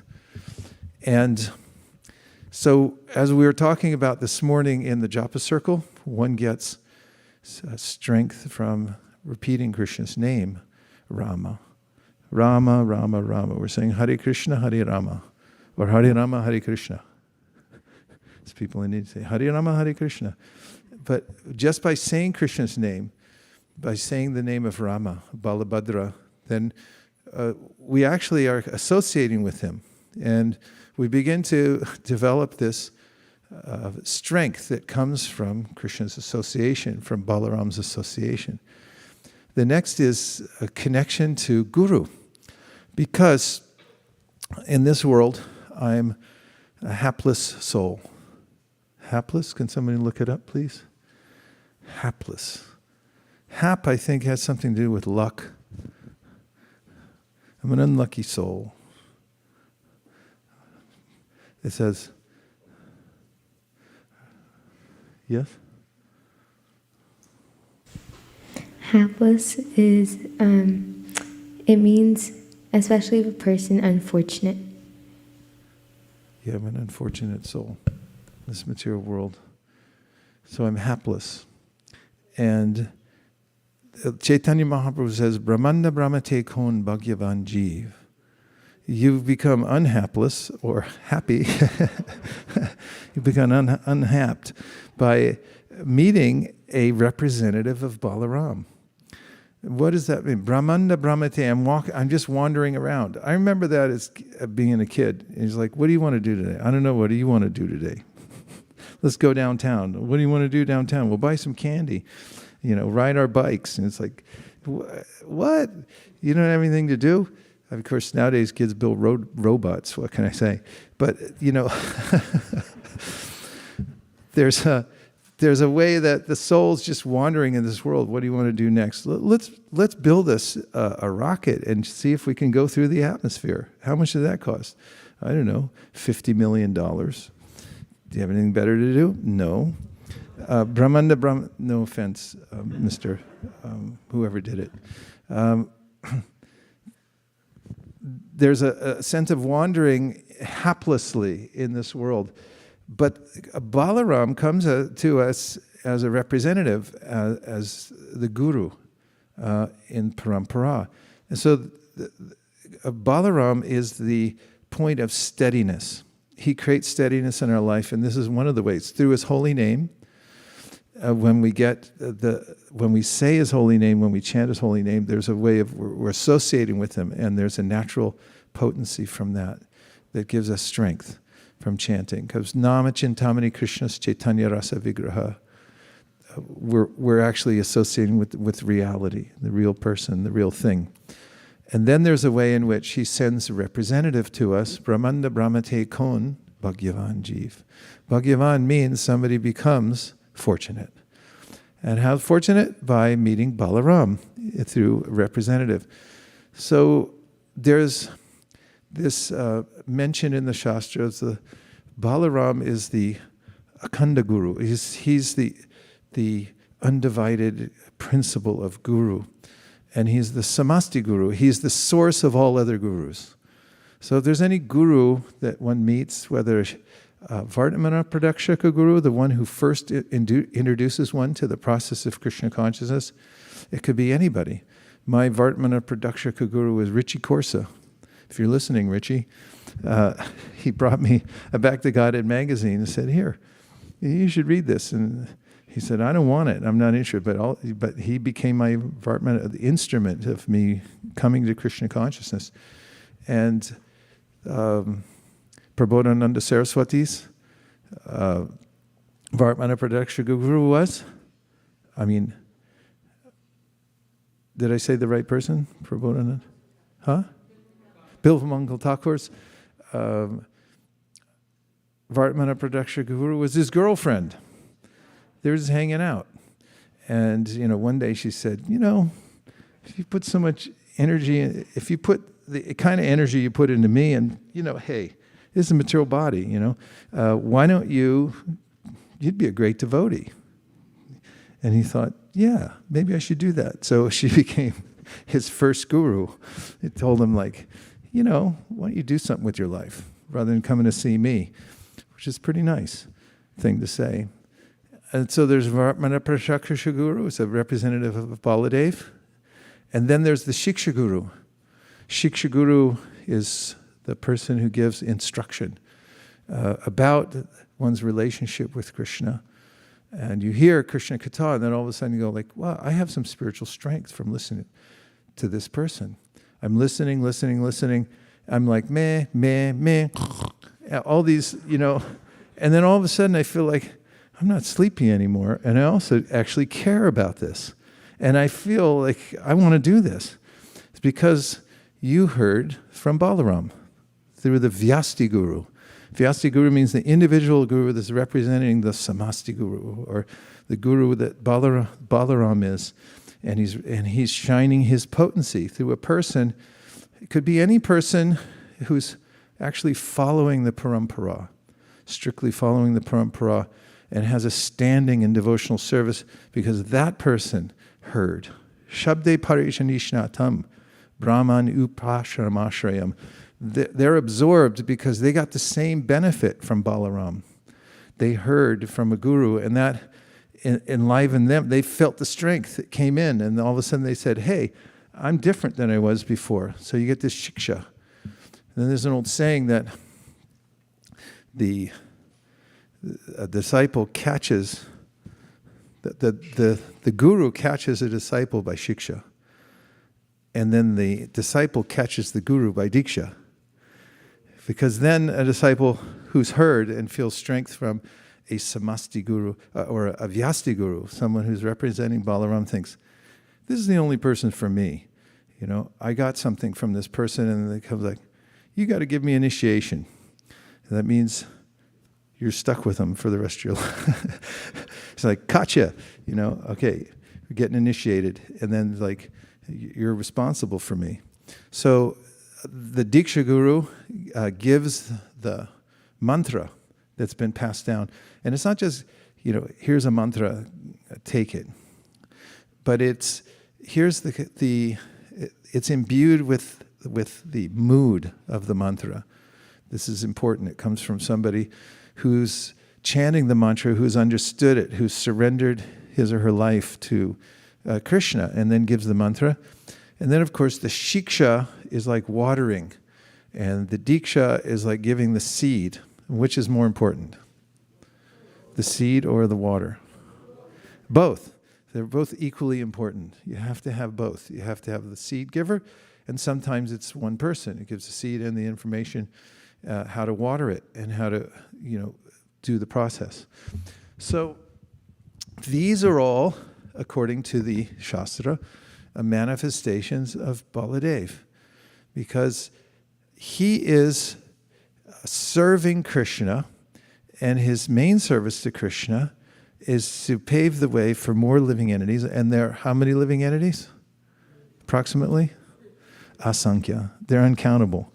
They're unlimited because Krishna is unlimited, his desire to enjoy is unlimited, and to his desire to be appreciated by unlimited appreciators is unlimited. Therefore, there are unlimited living entities. But some of them are wayward. And therefore, the process of Krishna consciousness means that they come into the process of worshiping Krishna, and it fulfills Krishna's desires to have them come closer in their relationship. So that's what Balaram does. It's one of his services, and he makes that pathway available through the guru. He is the main guru, as you'll see in Lord Chaitanya's pastimes. When Lord Inanda comes, the older brother of Lord Chaitanya, then Mahaprabhu performs the Vyasa Puja for Lord Nityananda. He's the guru there. So Balaram plays that part. So if one is fortunate, Bhagyavan, and because of sincerity, desire to know Krishna, meets a guru, Vartmana Pradaksha Guru, and then a Shiksha Guru, and then takes the mantra as one's life and soul. Evam vrataswa priyanama kirtya. I'm going to take this with a vow from the Guru. One is then connecting to Balaram. So one then need only take that very seriously. If one takes seriously the instructions of the spiritual master, for instance, the Guru will give some guidelines. Here's how to practice. Don't do these things. Do these things. Practice this every day without fail. And I say, I promise, I'm going to do that. So when we do that, we keep the promise. Then we get the spiritual strength. Because the order of the Supreme Personality of Godhead is a manifestation of his internal potency. And it is by that potency that one comes to see the Lord face to face. So if one honors the Guru, Yasya Devi Parabhaktir Yata Devi Tataguru, Tasyaite Katitahyarta Prakashanti Mahatmanaha, one comes to have real knowledge. And it's realized knowledge. It's vijnana, through which one can overcome the obstacles. One actually becomes spiritually strong by following the simple instructions given by the Guru. If I don't take shelter of Guru, Vishwanath Chakravarti Thakur says, well, maybe next life. Because there's like Guru's available, but I just don't do it. That's like put it off. Then he says, you're committing the third offense to the holy name by not following the instructions of Guru. Because Guru is Balaram, and he's giving us a way to step forward and become steady. So if we take shelter of Balaram's names, Hari Rama, if we also take shelter of the instruction of Guru through Parampara, the Guru principle is Balaram, and we honor that as our life and soul, then we gradually are able to, by Lord Balaram's potency, overcome the insurmountable obstacles in this material world. Daiva hiyeshu gunamayi mama maya duratyaya mameva ye prapadyante mayam etam tarantite. It's impossible to overcome these anomalies we're faced with. The asat trishna. I just can't break it. I can't get the hridaya durba. How can I stop being such a wimp? And then the offenses. I'm just naturally offensive. I just watch TV, and now I interact with Vaishnavas. I say something stupid, or I become indifferent, or it's natural when I'm not actually following the process in such a way that I'm aligned. So Balaram will help us to overcome that. Daivihi eshu gunamayi. It's divine energy that's holding us back, and it's the divine intervention that can allow us to overcome the obstacles. And that's why we have to take shelter of Balaram. He comes with the plow, and the grinding mortar. So he clears the field so that we can actually invite Krishna to come in. He makes the field available or fertile and free from any obstacles. Okay, now we'll just take a couple reflections and we'll have a break, some kirtan. Hare Krishna Prabhu, Dandavat. Hare Krishna. Thank you, Prabhu, for the nice class. 2 points I wanted to talk about, Prabhu. First is about the Maya aspect, how the Maya is strong. You were saying, the Visha Gunamaya Mama Maya Duratpaya. So, I was just remembering that one Prabhupada was discussing with his disciples. One of his disciples left the movement, and he was saying it's not very kind of, wonderful that that people are leaving Krishna consciousness. Yeah, what is more wonderful is that people are sticking to it, because my devotees are, because Maya is very strong and it's not kind of easy to remain in Krishna consciousness. So we'll have to pray every day to Lord Krishna for giving us strength. So that's one aspect. Another aspect, Prabhu, actually, I was thinking about my Bhattana Pratashna Guru, who kind of was our tenant, and he actually kind of brought me to Krishna consciousness. But then later what happened, he got into some accident and left his life, which was kind of very tragic. So I was thinking about that part also and wanted to share that. Thank you. Thank you for sharing. Yes, Prabhu. 1, 2. Krishna Maharaj, thank you for such a beautiful presentation. I have an observation. I think it's very loud. I have an observation, and I want your comment about that observation. Usually when we take shelter of Guru, we want instruction from them. We want to serve based on those instructions and want to connect or understand the sambandha with the relationship with the Supreme Personality of Godhead and serve based on that sambandha. But if we observe the pastimes of Lord Balaram and Lord Nityananda also in Chaitanya Leela, we don't see any instruction given by Lord Nityananda as such. Means like there is no conversation in the Shastra which says there is a question answer where somebody is asking question and Lord Nityananda is answering about devotional topics. Rather we say that Lord Krishna is actually doing it with Arjuna and later on with Uddhava. Lord Chaitanya is doing it with Ramananda Rai, Sanatana Goswami, Rupa Goswami and other associates. But we know that the Guru Tattva is embodied by Lord Nityananda himself. But we don't see any direct instruction. Rather we see the process of serving the Supreme Lord. What is the best way to serve? Which is actually in the Avidya level. So if you can actually give some insight about this observation, it will be helpful. Yeah, Lord Nityananda is the Guru in the Leela of Nitai and Gauranga. And how is it that he instructs? He's the one who actually reveals Lord Chaitanya. Because many people don't know that Chaitanya Mahaprabhu, Sri Krishna Chaitanya Radha Krishna Nahiyanya, they don't know that he's Krishna as coming as a devotee. And so when Chaitanya Mahaprabhu tells his associates, you go out and you teach people this process, teach what Krishna said in Bhagavad Gita, and worship Krishna. Manmana bhavamad bhakto. What does Lord Nityananda do? He goes door to door and says, worship Gauranga, chant Gauranga, surrender to Gauranga. Everything Gauranga, Gauranga, Gauranga. And everyone's like, wow, that's different from what Mahaprabhu told us. It's what Mahaprabhu wanted. But he wasn't going to say it himself. And Lord Nityananda was the Guru because he opened the door to reveal who Lord Gauranga is. So that's his position, and that's why Chaitanya Mahaprabhu worshipped him as the Guru. He's the Akhanda Guru Tattva. And he welcomed them in, and then Lord Nityananda did his job. And also, because Mahaprabhu may have given more extensive instructions, and Nityananda Prabhu was carrying them out, he told Nityananda when he went into his later years in Samadhi, did Lord Chaitanya, he told Lord Nityananda, you go to Bengal, especially West Bengal and East Bengal, and East Bengal, and you teach what is today East Bengal. And you spread Krishna consciousness.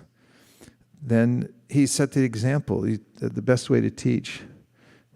It's the only way to teach, ultimately by example. So the Guru teaches not just by giving instruction, but by also setting an example. So Nityananda Prabhu did that.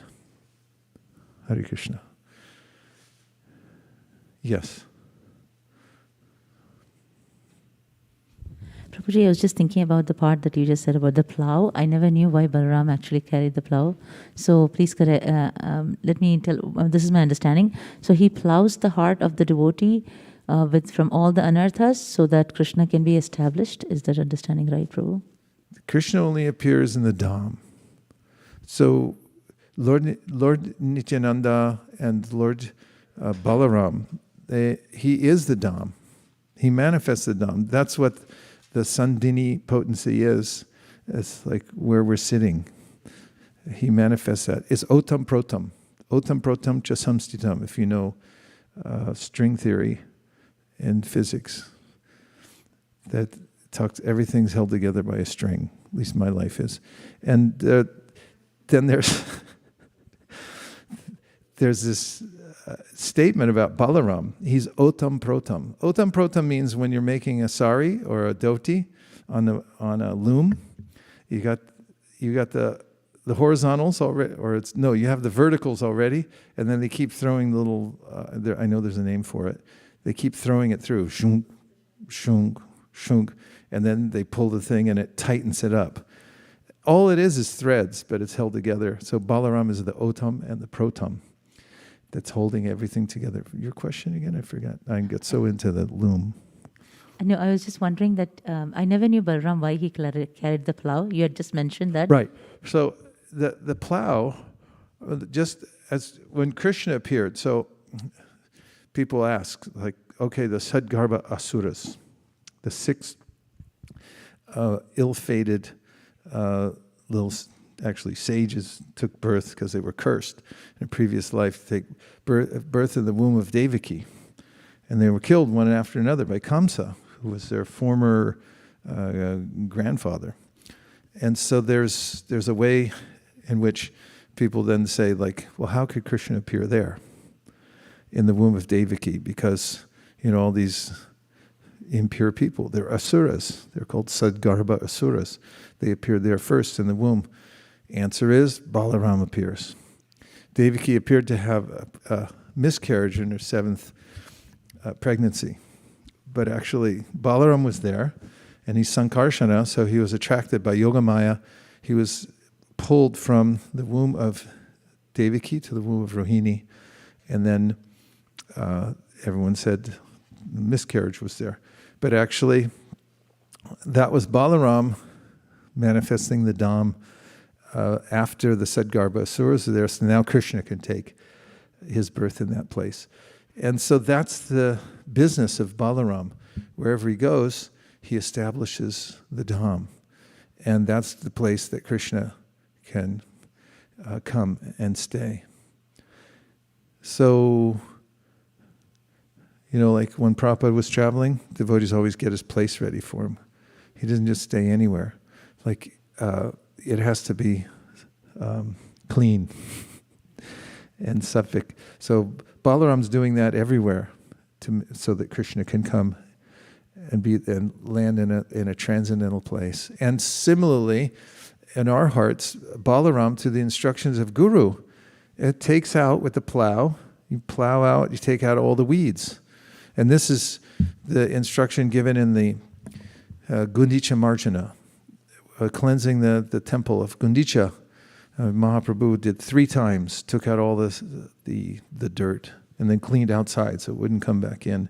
And Srila Bhaktisiddhanta Saraswati Thakur comments about how meticulous one has to be to apply the instructions of Guru to overcome the various or the myriad anarthas within the heart. There's a long list of anarthas that spring up in the heart because of long association with three modes of material nature. So Balaram, through the instructions of Guru and by his spiritual strength that he gives to those who are following, he helps us to overcome all those anarthas. And Prabhupada says, once they're all gone, then you can hold a festival and you can invite everybody over and you can install Krishna on the throne of your heart, because it's a clean place by the mercy of Lord Balaram that you can actually worship him in your heart. Thank you, Prabhu. And Haribol. Yes, on the board. We'll take these, and Krishna says, those who worship him with exclusive devotion, he preserves what they have and carries what they lack. How can a person who is not completely surrendered to Krishna develop faith in his protection? Just look around. I mean, I can make a admission that is, I didn't plant anything this year. Last year I planted many seeds in the garden. This year, maybe I was too lazy. Besides, Kent kept bringing us vegetables from his beautiful garden. So, do we have no garden? No. It's a miracle garden. All kinds of stuff just grew. There's the tomato. There's squash everywhere. It's like, I didn't lift a finger, actually. They just came up where they were before. And every day when I go back there to put more in the compost pile, I look at that and I say, Krishna's so abundant in his support, even for the ants. I mean, little ants, they work all day long. You got to love them. And they have their whole scheme going on there. They're like, and Krishna's like, okay, you guys are cool. You can have stuff. We'll give you a facility here. Everything, ants being fed, the birds, they're amazing. You just look at the birds and watch them. They're just playing around all day. They eat a few bugs. Where the bugs come from, they're just there. They know how. I saw this little bird in my garden the other day, and he puts his feet on the ground, and then he shuffles. And then when he shuffles, the little bugs come up and he goes, meep, meep, meep, and he eats them. And he knows exactly what to do. So Krishna's already doing it. It's not that, you have to become a pure devotee and all of a sudden he carries what you lack and preserve what you have. Get a little handful of seeds, throw them in the... That's why Prabhupada said, try to go to the country once in a while. The artificial life in the city, it's so brutal. People dominating, they put up barriers to everybody. It's like, you want to own something, kid? You're going to really pay for that. You want an education? You'll be paying the rest of your life. That's like some kind of weird, distorted sense of proprietorship over everybody else. But you go out in the country and just look at the natural world. You throw a couple seeds on the ground. The rain comes, free water. Farmers love it when it rains because you go like, wow, free water. And then it comes down on the ground, and then it just sprouts. And it drinks with its feet, it eats dirt, and then big, huge melons come out, and fruits, vegetables, and everything like that. Who says Krishna's not carrying what you lack, preserves what you have?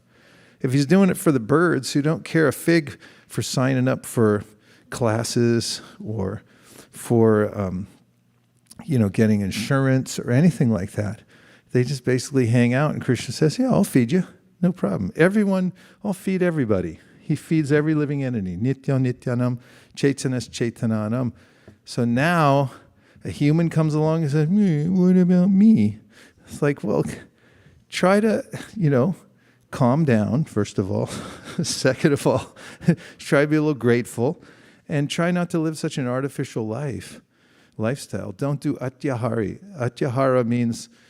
I said Atyahari. That's a good name for a person. Atyahari. Atyahara means, Atyahara means it's an Olympic sport. Extreme sports, extreme eating. It means extreme living. Like, I got to live off the charts. So be a simple human. and be a happy human. Control your senses, and you'll be okay. Krishna's going to take care of the squirrels and the ants and you, and don't worry, and chant Hare Krishna. And then if you chant Hare Krishna, you cross over. Bhajantyananya manaso gyatva bhutanamam.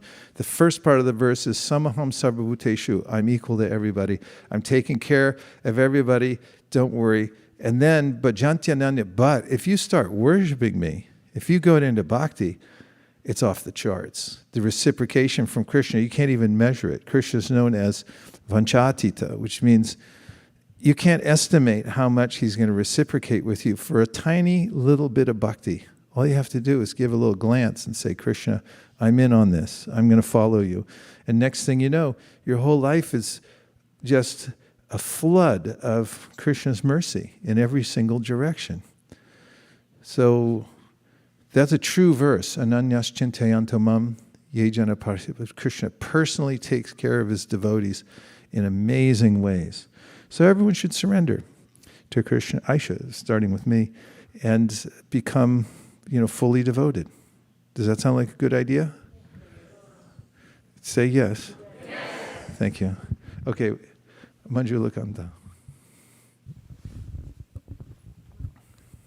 Hare Krishna, Guru Maharaj.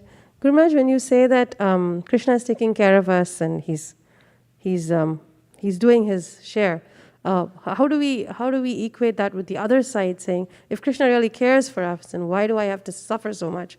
Is it because my understanding is wrong that I'm suffering? Yes. Or there we go. Yeah, because suffering is purification. It's actually really kind. I saw this little movie clip recently of a judge who gives very interesting sentences, and I read the little blurb that came with it, and it said that his recidivism rate is way lower than everybody else's. Most judges, when they convict criminals, 75% of them, they go to jail. They give them jail time. They go out and they can become even better criminals because they put them in a cell with like a super crook. And it's like, so how do you break in again? It's like, yeah, it's like this. You're doing it all wrong. Let me show you how to really be a crook. Then they come back out, super crook, and then there's the people that he deals with. So this is how this judge does it. So say a person, like this one girl had gotten in a cab. This is how old it is. She got in a cab. It's no Uber. She got in a cab and she's gets out and she just takes off running. Doesn't pay the cab driver. Back in the old days, kids, there used to be cabs and you had to pay for them. And so she just get out and she started running, but say she got caught. She got taken to the court. So the judge asked, so how far did the driver take you? He said, 30 miles. He said, okay, you have your choice. You can go to jail for 30 days, or you can go out and walk that same path that you took. You can walk that 30 miles, and then you don't have to do jail time. So she went out. She chose the walk. And, she was not in shape and not used to walking anywhere, I think. And so she took that, and at the end of it, they interviewed her and said, what do you think? She said, yeah, I really learned a lesson. This walking thing was really good for me. And then they interviewed several more people. One of them was somebody who had mistreated a dog and kept it in foul circumstances. So the judge says, you can go to jail for 90 days, or you can go to the county dump, and they'll drop you off in the stinkiest part, and you have to stay there all day long and help pick up trash. And she said, I'll do that. So he went there, and afterwards, this person who was kind of an animal abuser, she said, God, now I know what it's like. So Krishna has organized the universe in such a way like that you get some choices, and you get these so-called, they're punishments for doing the wrong thing. I broke the law, and now you walk and see how it feels like. What's my karma? I had to walk all that way across the border. Okay, it's teaching you a lesson, something. So it's actually really kind. It's smart. It's not only smart, it's also kind because it imparts a lesson. So you can make a little bumper sticker. Suffering is good. Suffering is kind. It comes from Krishna. But yeah, if we think about it the wrong way, then all the time we're up against like, why should I suffer?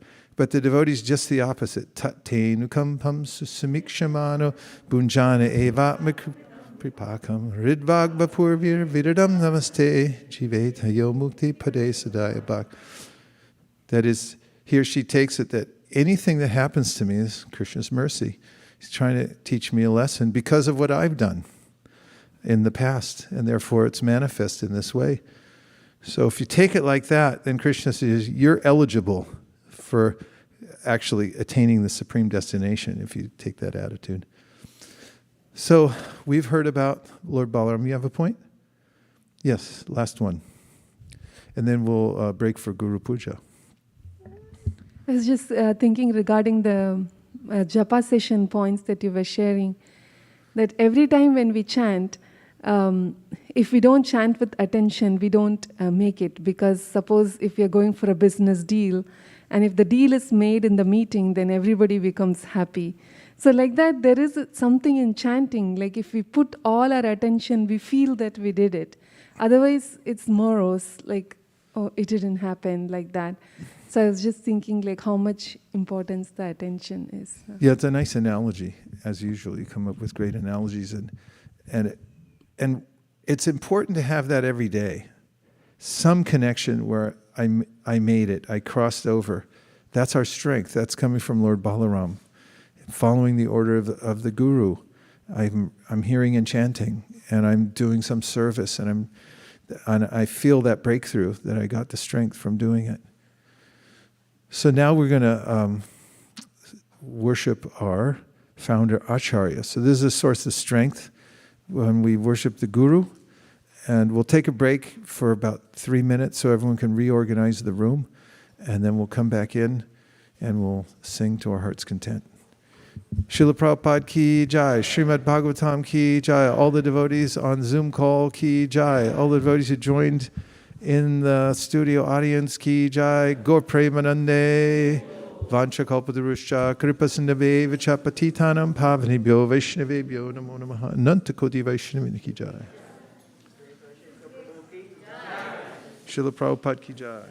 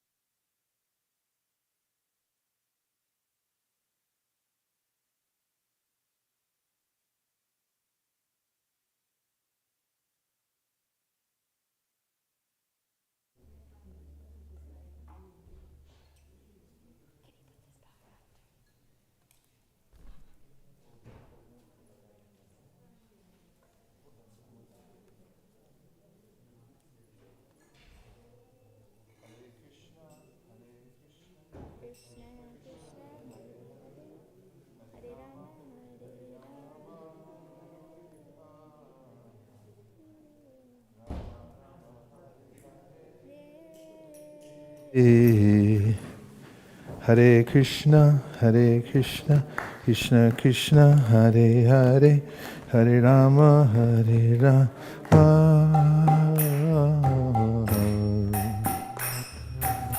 Rama Rama, Hare Hare.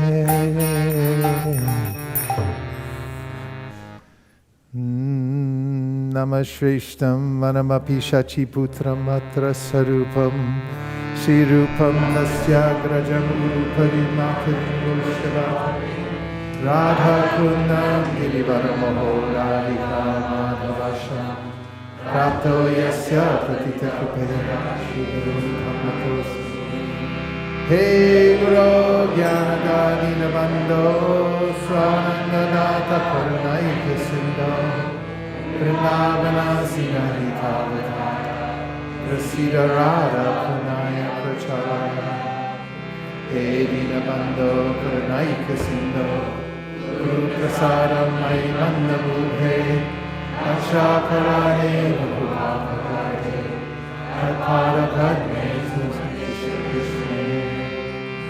I bow down to the beautiful lotus feet of my spiritual master, by whose causeless mercy I have attained the supreme holy name, the divine mantra, the service of the Son of Shachamata, the association of Srila Sri Damodar, Rupa Goswami, and his older brother Sanatana Goswami, the supreme abode of Mathura, the blissful abode of Vrindavan, the divine Radhakunda and Govardhan Hill, and the desire within my heart for the loving service of Sri Radhika and Madhava in Vrindavan. O spiritual master, O giver of divine wisdom, O friend of the fallen, you are the giver of your own bliss, and you are the only ocean of mercy. Although dwelling in Vrindavan, you have descended for the welfare of fallen souls like myself, and you are preaching the divine love of the Radha for Krishna. Please be kind upon me. O friend of the lowly, O Gurudev, you are the only ocean of mercy. I'm a dull fool and have committed hundreds of thousands of offenses. I have fallen into a dense myriad of sins. Therefore grace me with your mercy, so that my mind may be fixed on your lotus feet and on Sri Krishna. The lotus feet of our spiritual master are the only way by which we can attain pure devotional service. I bow to his lotus feet with great awe and reverence. By his grace one can cross the ocean of material suffering and obtain the mercy of Krishna. Our only wish is to have our consciousness purified by the words emanating from his lotus mouth. Attachment to his lotus feet is the perfection and fulfills all his desires. He opens our darkened eyes and fills our hearts with transcendental knowledge. He is our Lord, birth after birth. From him ecstatic prema emanates. By him the ignorance is destroyed. The Vedic scripture sings. Our spiritual master is the ocean of mercy, friend of the poor, and the Lord and master of the devotees. O Master, be merciful unto us. Give the shade of your lotus feet. Your fame is spread around the rivers. Sri Guru Charana Padma Kevala Bhakti Sadma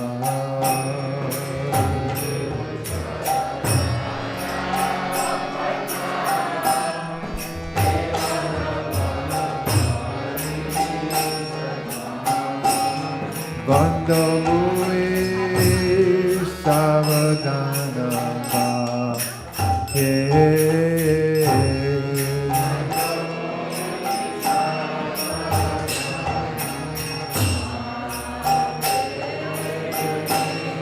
Bando Mui Savadana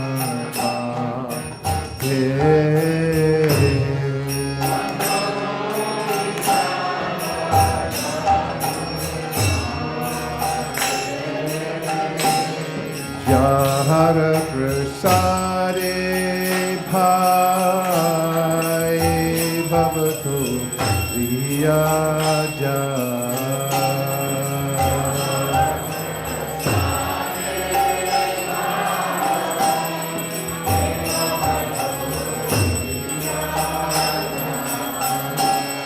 Jara prasare mae bhavaduriya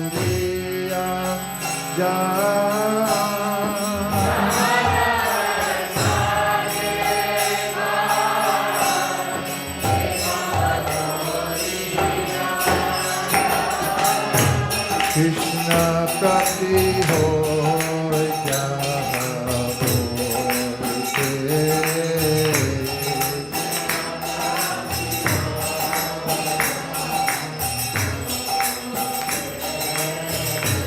Krishna prati hoy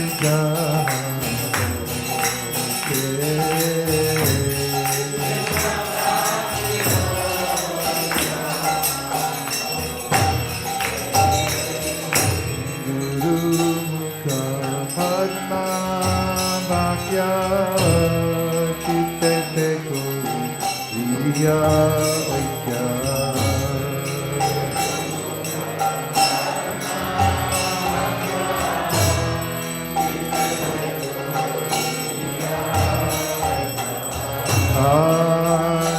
Anatori Homaniya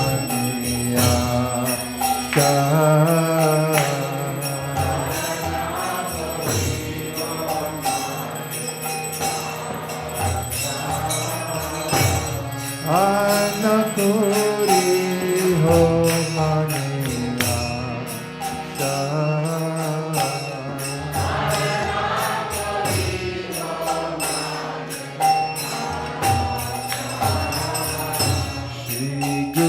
Charane rati aise tamagati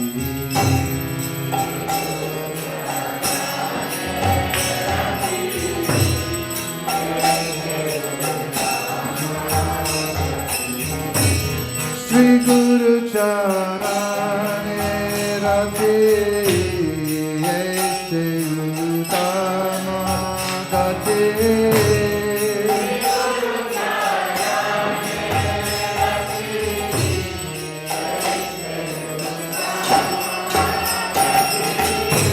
Jai Pasade Pure Sarvasa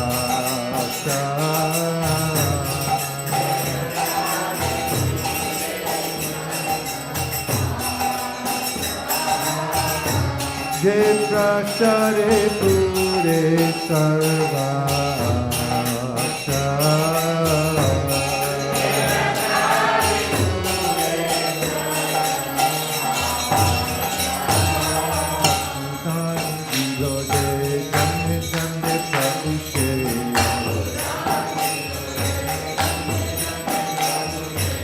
Chakudan diloje, jane jane chabuse.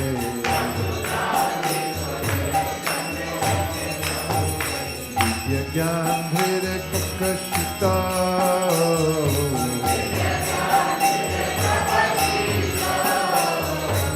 Vidya gyan bhere prakashita.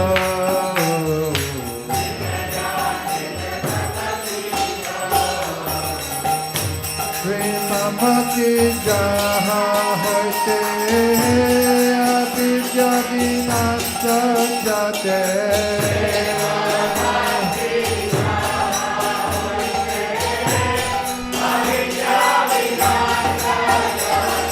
Prema bhakti jaha hote avidya vinasa jate Vire gaya jahara charita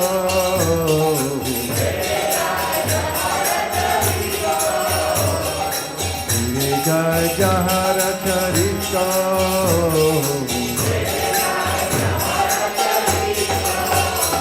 Shri Guru Guru Sindhu Adhama Janara Bandhu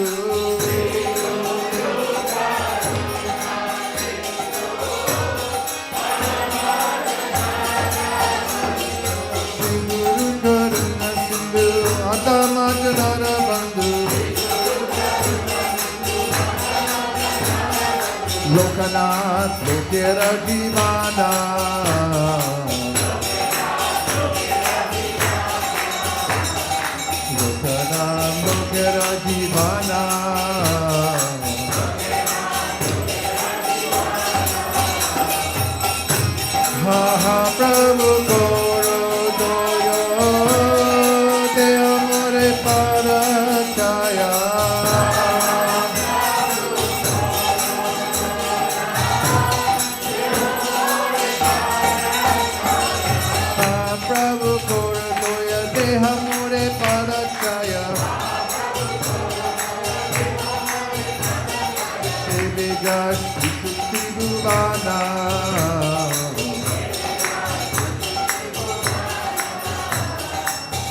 Teja Shri Vanda.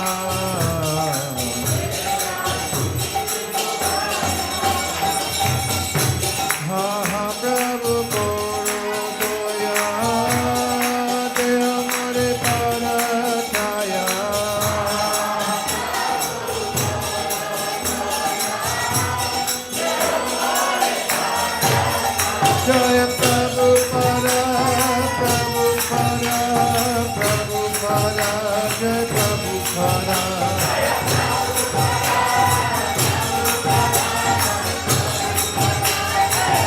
Jaya Jaya Prabhupada, Prabhupada, Prabhupada, Jaya Prabhupada.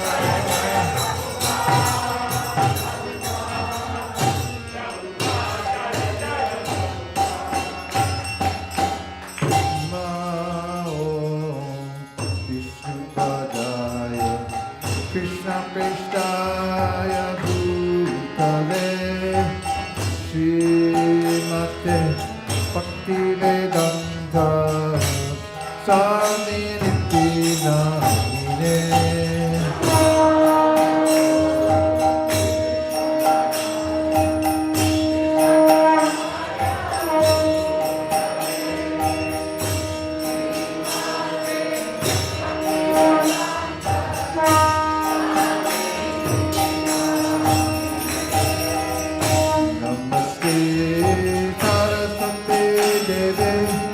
Gauravani Pracharine Nirvishesha Shrunavadi Pachatyarikakarine.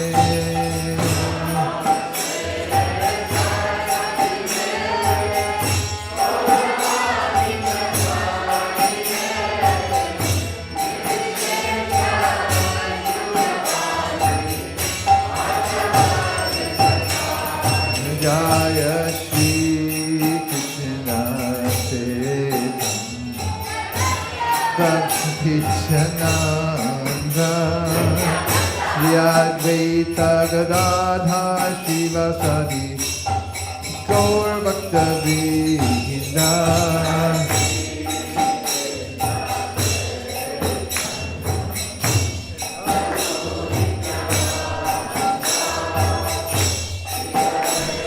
Radha Shiva Sadi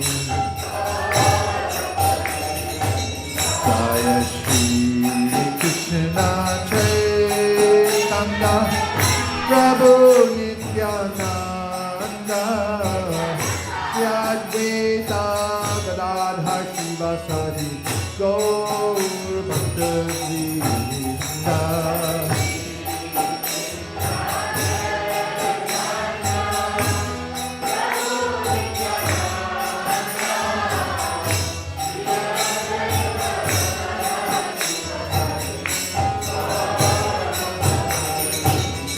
Jai Shri Krishna Chaitanya Prabhu Nityananda Shri Advaita Gadadhar Shivasadi Gaur Bhakta Vrinda.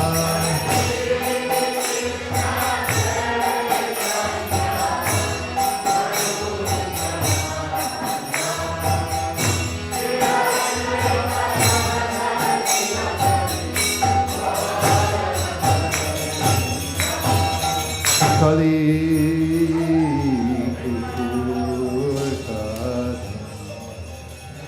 Jadi Chao Hai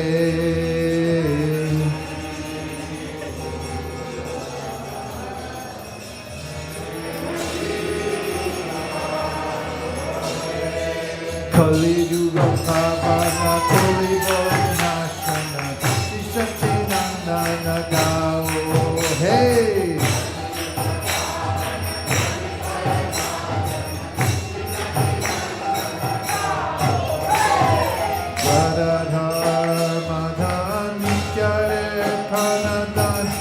Advaita Prabhupita Gaura.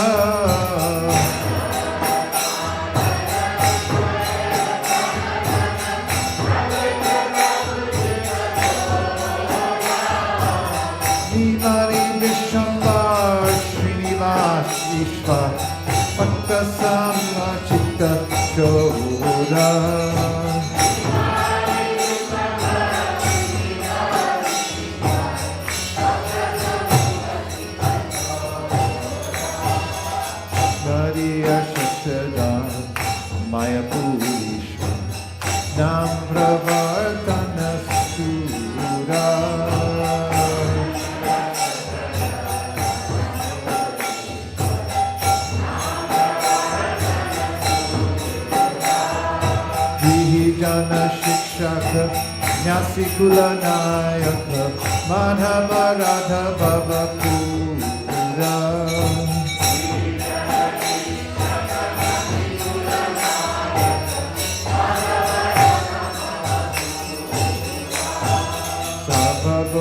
Shodana, Gajapati Dhanana, Ramanana Poshana Gira.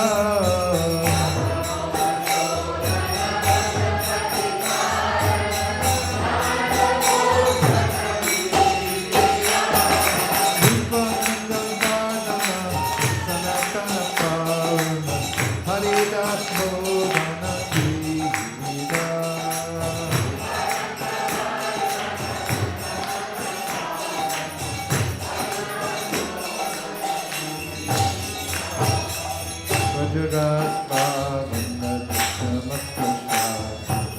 Kapati Vigatana Kama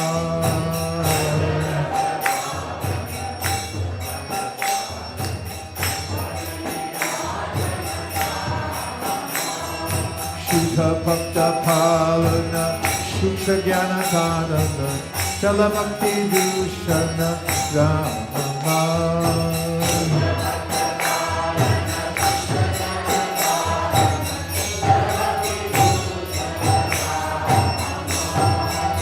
Kali Kupurana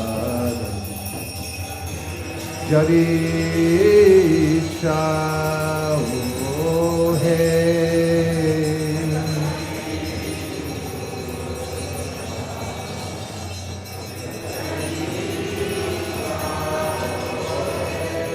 Kali Yuga Pavana Kali Vaisesika Shishatinandana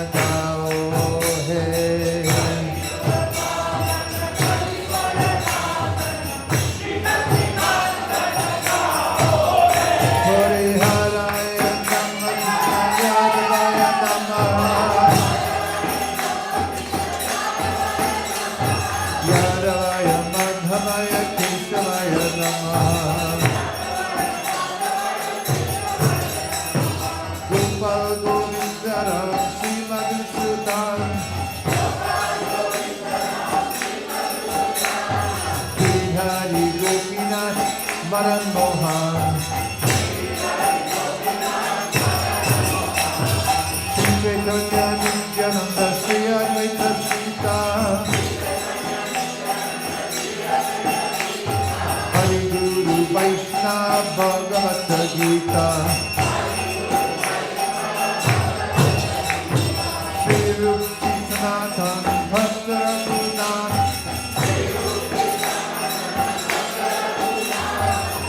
Gopal Bhatta Dasa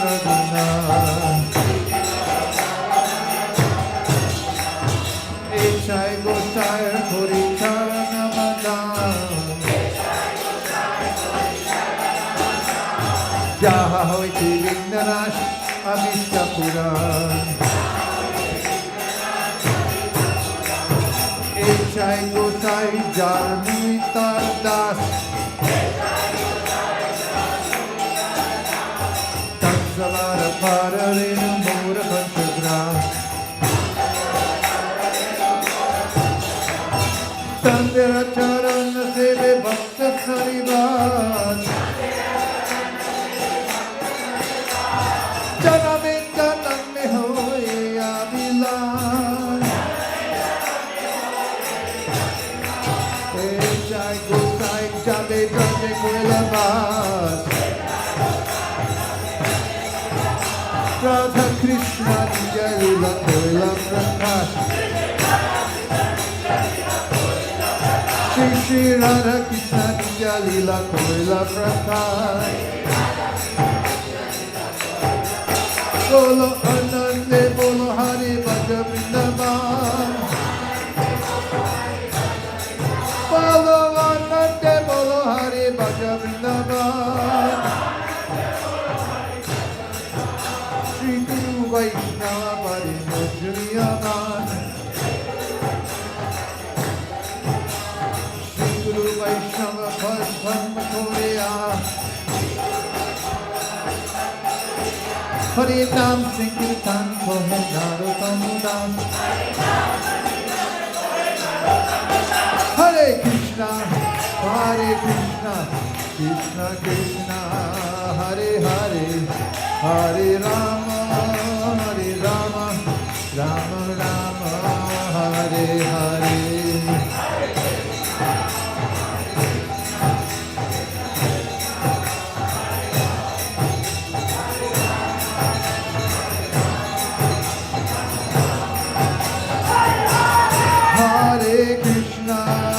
Hare Krishna, Krishna Krishna, Hare Hare, Hare Rama,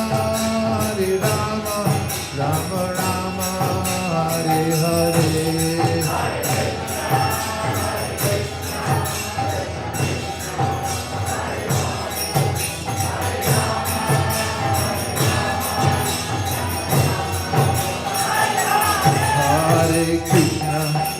Hare Krishna, Krishna Krishna, Hare Hare, Hare Rama, Rama Rama, Hare Hare.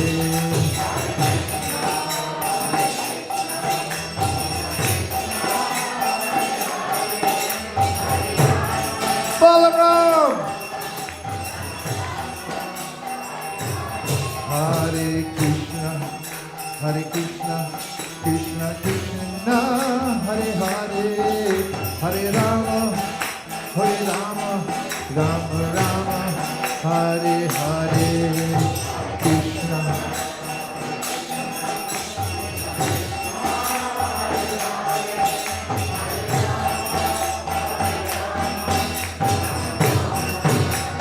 Hare Krishna, Krishna Krishna, Hare Hare, Hare Rama, Rama Rama, Hare Hare.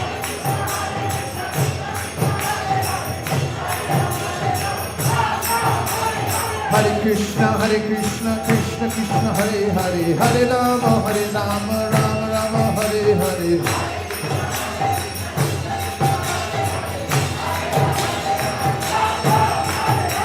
Hare Krishna, Krishna Krishna, Hare Hare, Hare Rama, Rama Rama, Hare Hare.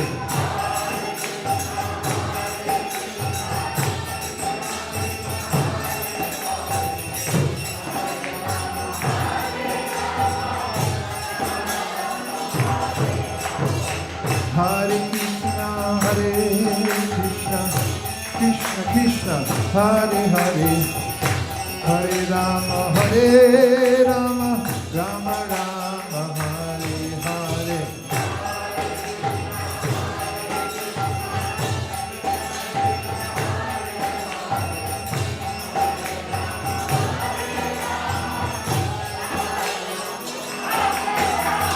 Hare Krishna, Krishna Krishna, Hare Hare, Hare Rama, Rama Rama, Hare Hare.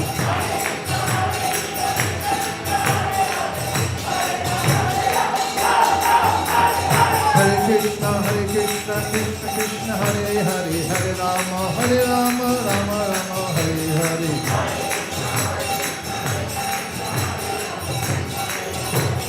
Nitai Gaur Hari Bol, Hari Bol, Hari Bol, Nitai Gaur Hari Bol.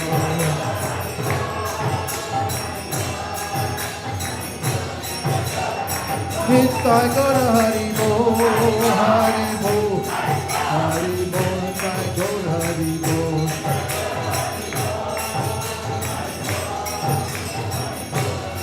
Bajare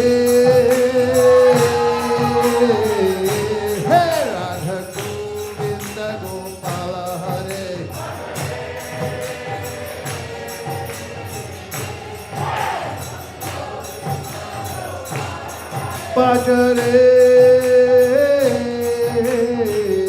Hey Radha Govinda Gopala Hare.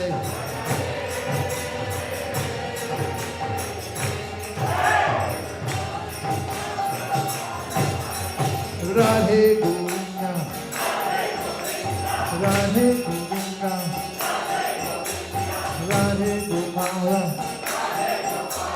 Radhe Gopala. Bhajare, hey Radha Govinda Gopala Hare.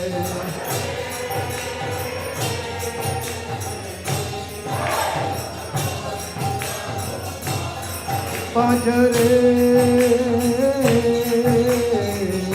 hey Radha Govinda Gopala Hare.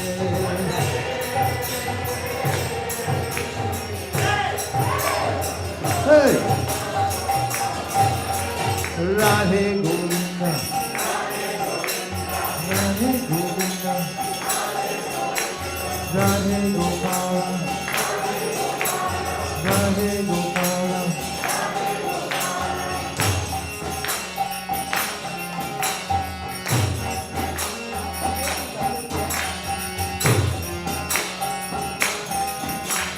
Radha Shama Sundar, Radha Shama Sundar, Radha Madano, Radha Moha, Radha Bihari, Radha Giridhari, Radha Giridhari, Radha Nilamadha, Radha Kanta, Radha Kanta, Kishore Kishore, oh Kishore Kishore, Radha Muridhara, Radha Muridhara, Radha Giridhari, Radha Giridhari.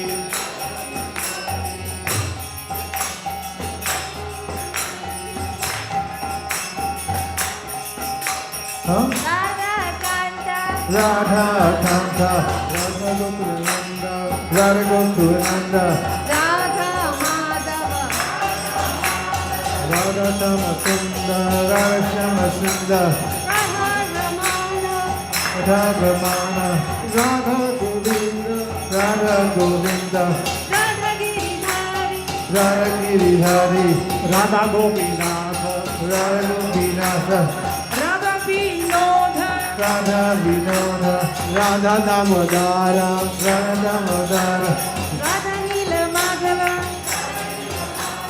Rukmini Dwarkarish, Bhajare,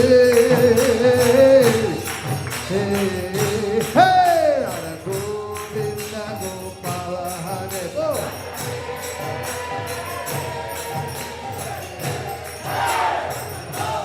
Come on now. Bhajare, hey, Radha Govinda Gopala Hare.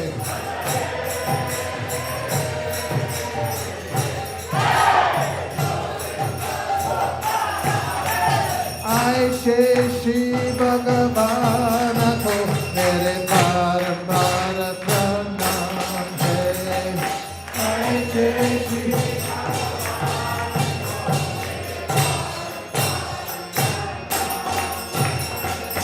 ऐसे श्री कृष्ण को मेरे बार बार प्रणाम है।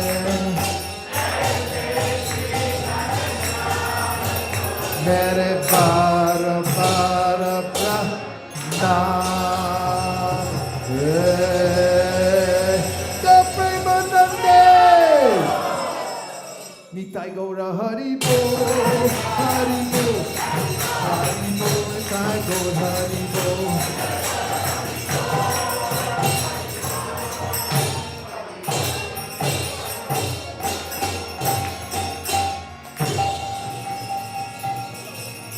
Jayam Vishwapad Paramahamsa Privrajacharya Shtutarashti Shishiman Abhay Charananda Vinda Bhaktivedanta Swami Maharaj Srila Prabhupada Ki Jai. Jayam Vishwapad Paramahamsa Privrajacharya Shtutarashti Shishiman Srila Bhakti Siddhanta Saraswati Goswami Maharaj Ki Jai. Ananta Koti Vaishnavini Ki Jai.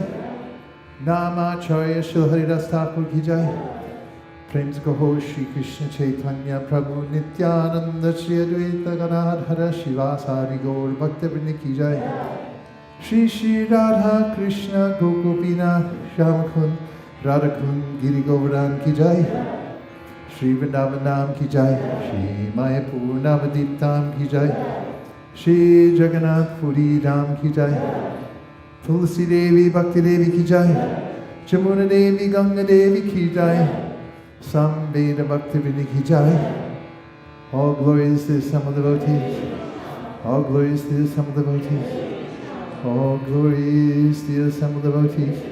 Gaur Premanande Haribo.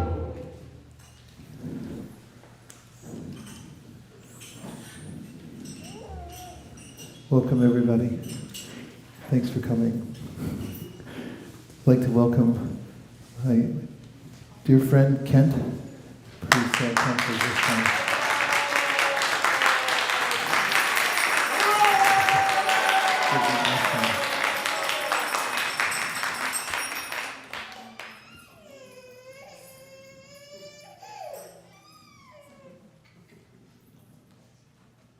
Okay. You all come and clean now tomorrow. We'll be here tomorrow afternoon, just after the morning program. We're going to have the opportunity to clean the mandir. And do we have all the brooms and mops and everything that we need? Yeah? I'll bring my own stuff.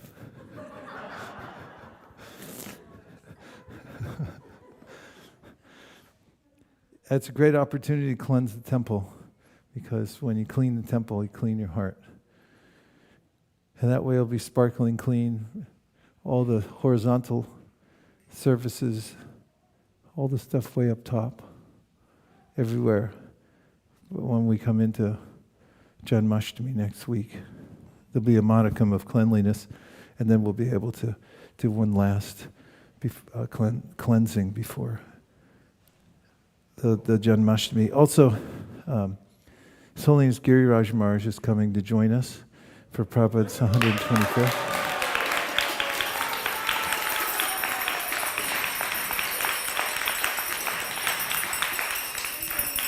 I can tell you he had a lot of choices. He could have gone a lot of other places that invited him, and they did, but we asked him first, and he didn't waver. He said, of course, I'll come there only. And so he's going to be here for Janmashtami and for Srila Prabhupada's 125th Vyasa Puja ceremony.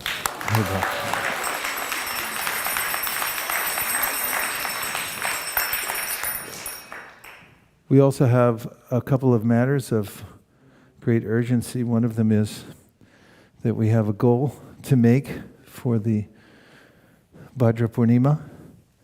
When you look at the world maps, which we have been a lot because we've been doing Zoom calls with the leaders and Sankirtan devotees around the world, and in each section of the world, when we show the maps, we notice who's doing what and where. Some places are doing 3 sets, some are doing 300. But it stands out here at ISV that we're pledged to do 2,000 sets. So we have to really pray to Prabhupada and to Sri Balaram and to Lord Krishna. And Prabhupada's mercy will prevail for us to hit our goal by September 20th. Also, because of COVID, and I saw this in business news yesterday too, there's a lot of supply chain problems around the world because of COVID related. I don't know how long they'll last, but prices have gone way up for shipping, way up. And also places get waylaid, or I should say products. And so it's been the same with some of our books. So it doesn't stop us at all because as I've pointed out to devotees around the world who are wondering when they're going to get their books and things like that, that in previous years, previous decades, we pre-sold a lot of books. For instance, when devotees were going to the universities and the professors there were very eager to buy all of Prabhupada's books, they bought what was called a standing order. Those were books that weren't even written yet. And so we plan to make a certificate.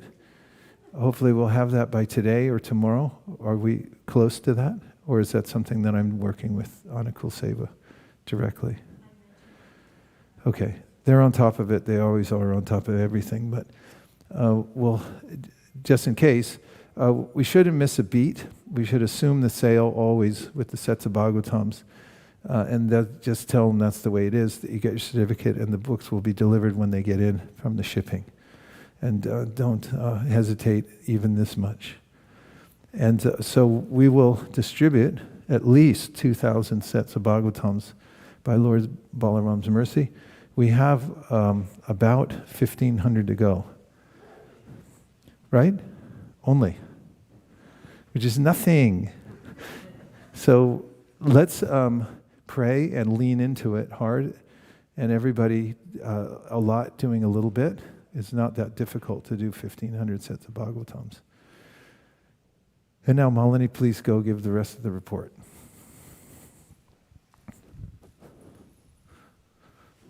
Hare Krishna Prabhu. I just wanted to share that all the books that we are distributing, how it's having a profound impact on people. So last Sunday, we had one lady called, her name was Judy, and she came to the temple last Sunday. She got her Bhagavad Gita at the San Francisco Green Festival. I don't know if you all remember, but we used to go there, and we did hundreds and hundreds of books, and we're wondering what happened. And then she said she got the Bhagavad Gita there, and she read the Bhagavad Gita 3 times. And and she said that every time she saw Prabhupada mentioning a reference to Srimad Bhagavatam, she just ignored it, okay, I will see that. Second time she read, and again she saw a reference, and third time she read, she said, I have to get this book, I don't know what this is. So she came on a bike to ISV temple, because it has a card and everything. She lives in Oakland. She came on a bike, she thought it would be just a few books. And then when the devotees told it's an entire set of Srimad Bhagavatam, she was shocked. But she said devotees were kind enough that they shipped the rest of the books, but she carried a few with her so that she doesn't want to wait until the books come to read. And she started reading Bhagavatam, and she has read Bhagavatam almost 3 times.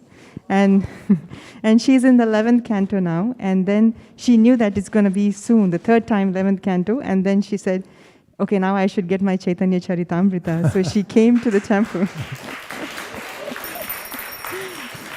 And so all the books that you all are distributing, it has a profound effect on people. We may not be able to see it or witness it. So please help to try to plant the seeds in everybody's hearts and everybody's houses.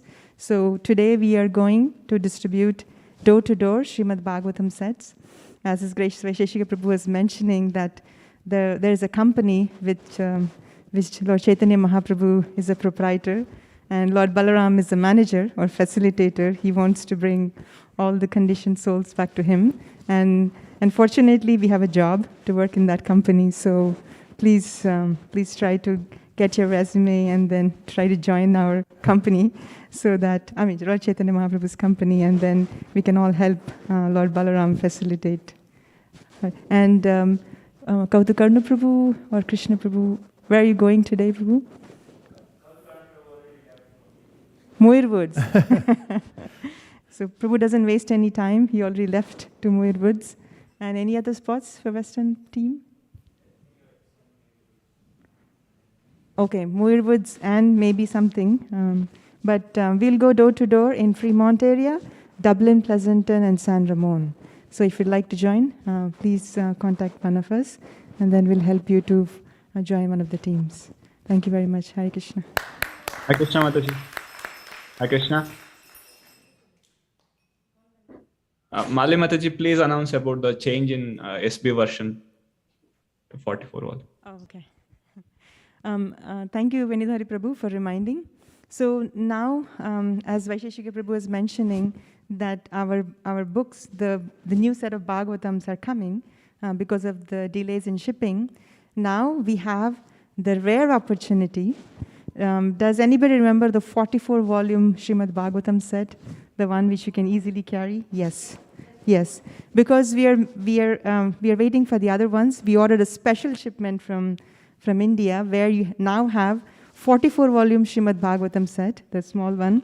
Everybody wanted it, they ran out of it, but now we made an arrangement to have those back.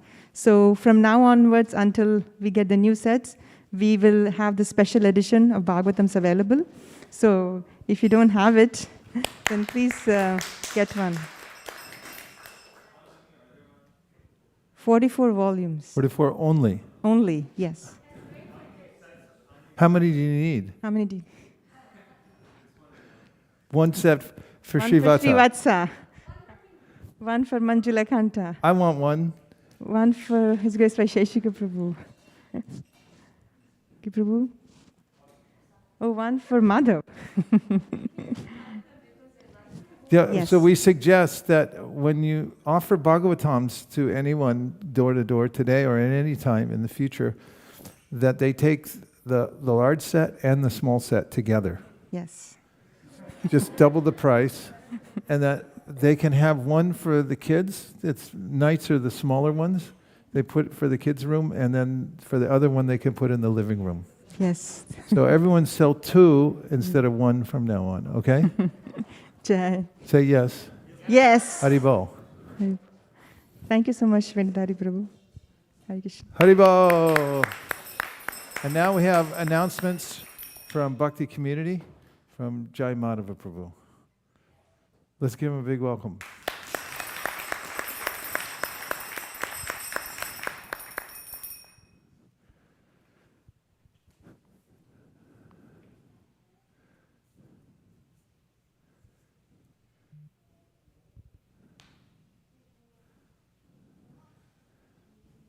Hare Krishna, Krishna Krishna, Hare Hare, Hare Krishna. Hare Rama, Rama Rama, Hare Hare. Hare Krishna. Just quick announcements on Bhakti community. As you know, whenever you go out and give books, please do also introduce Bhakti community, which is an online spiritual community helping newcomers to make progress in Bhakti Yoga. Janmashtami is coming up. We all need to enter book scores, and looks like this week there were no book score entered. So Malini Mataji did share the guide how to enter book scores. So please enter. Otherwise, last minute Malini Mataji, Sri Gopal Prabhu, they are all like very anxious to report scores on the last day. So maybe this time let's avoid that anxiousness for them. Let's enter in advance. So please enter book score if possible this week itself, all which we have entered so far. Next is... I'd like to offer a special gift to anyone who enters their book score, a gift to be announced at the time of handing it over. For anyone who enters their book scores in by hand through the app. Yeah. By when? Tomorrow? Tomorrow, yes. By tomorrow. Yeah. Free gift.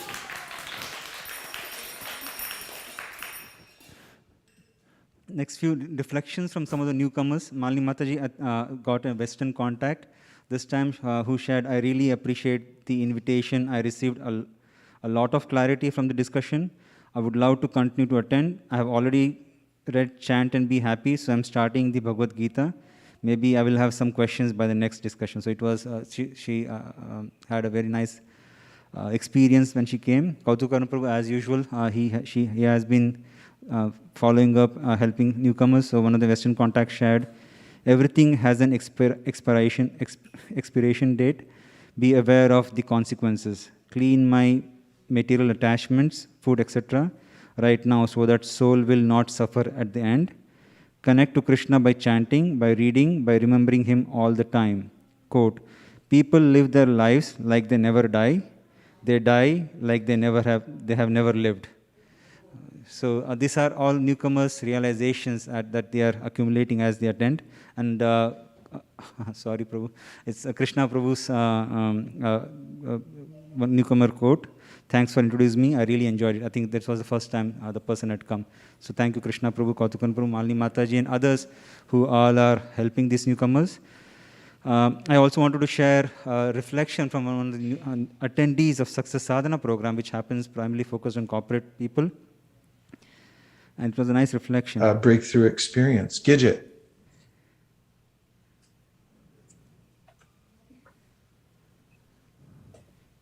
If you're speaking, I think you're still on mute. Okay, I had to get off mute. How are you? I'm good.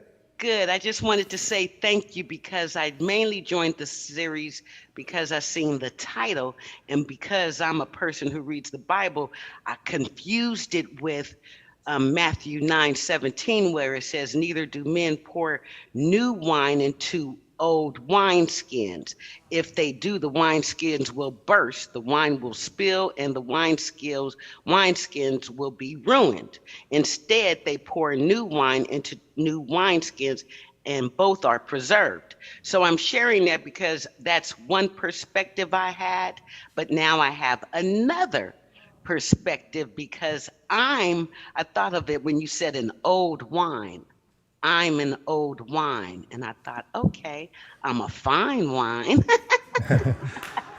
But I thank you for giving me a new perspective of the bottle because I am one who believes that we were meant to live forever. So it gave me an understanding of reincarnation.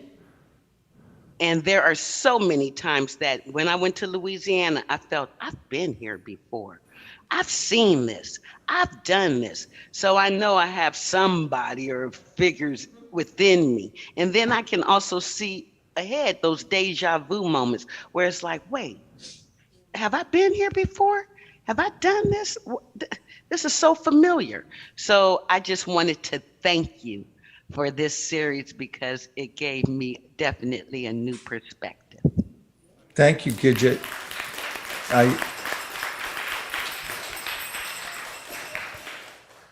So yeah, all these newcomers, they are getting so many reflections and realizations, and they are making progress. So I just thought I will share. I want to take this opportunity to thank all the leaders. It's because of them that they're all...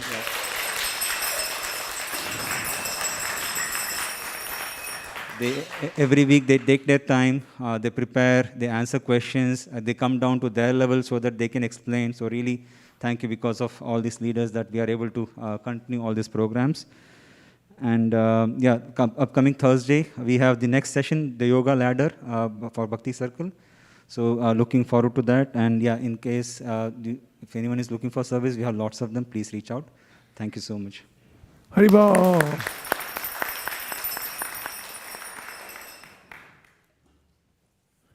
Hare Krishna. Today's prasadam was cooked by Yashoda Kripa Prabhu, Hitesh Prabhu, Ramapriya Prabhu, and Purushottam Gauranga Prabhu.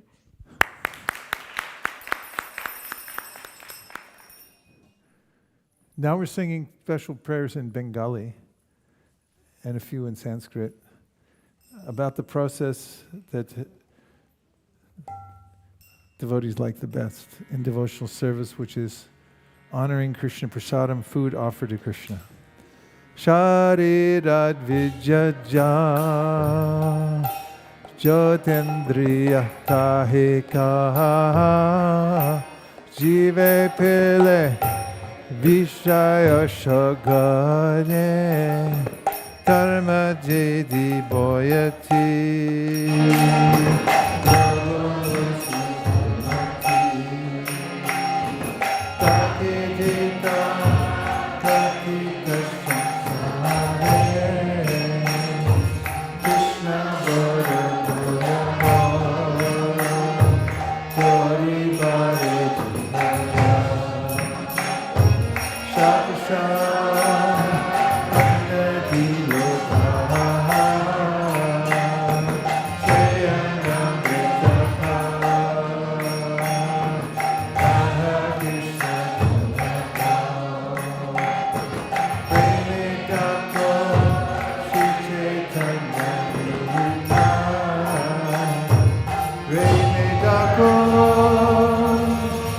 Shri Chaitanya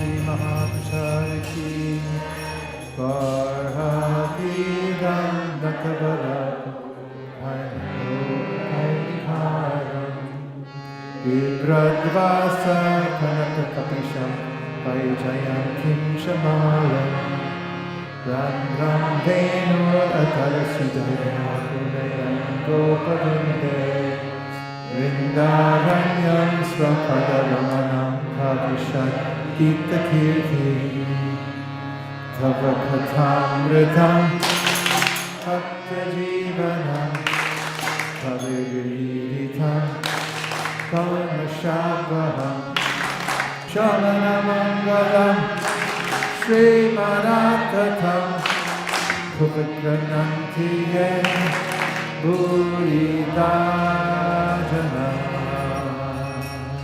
Krishna Kirtana Kana Nartana Kala Bhakto Jani Bratika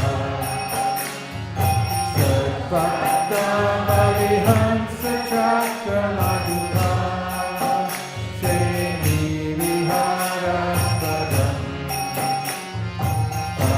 Arnanandika Bhaganeva Bhatume Jiva Marupangane Sri Chaitanya Dayani Ekavarasa Lila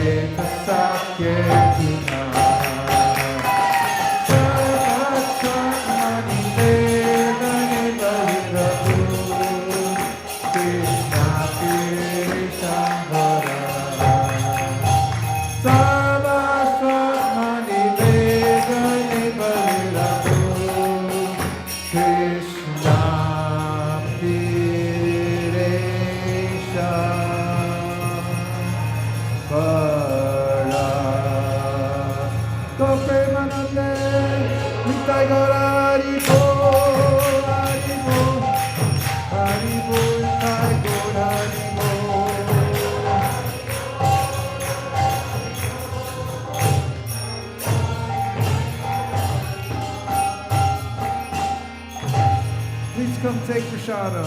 Hari Bol.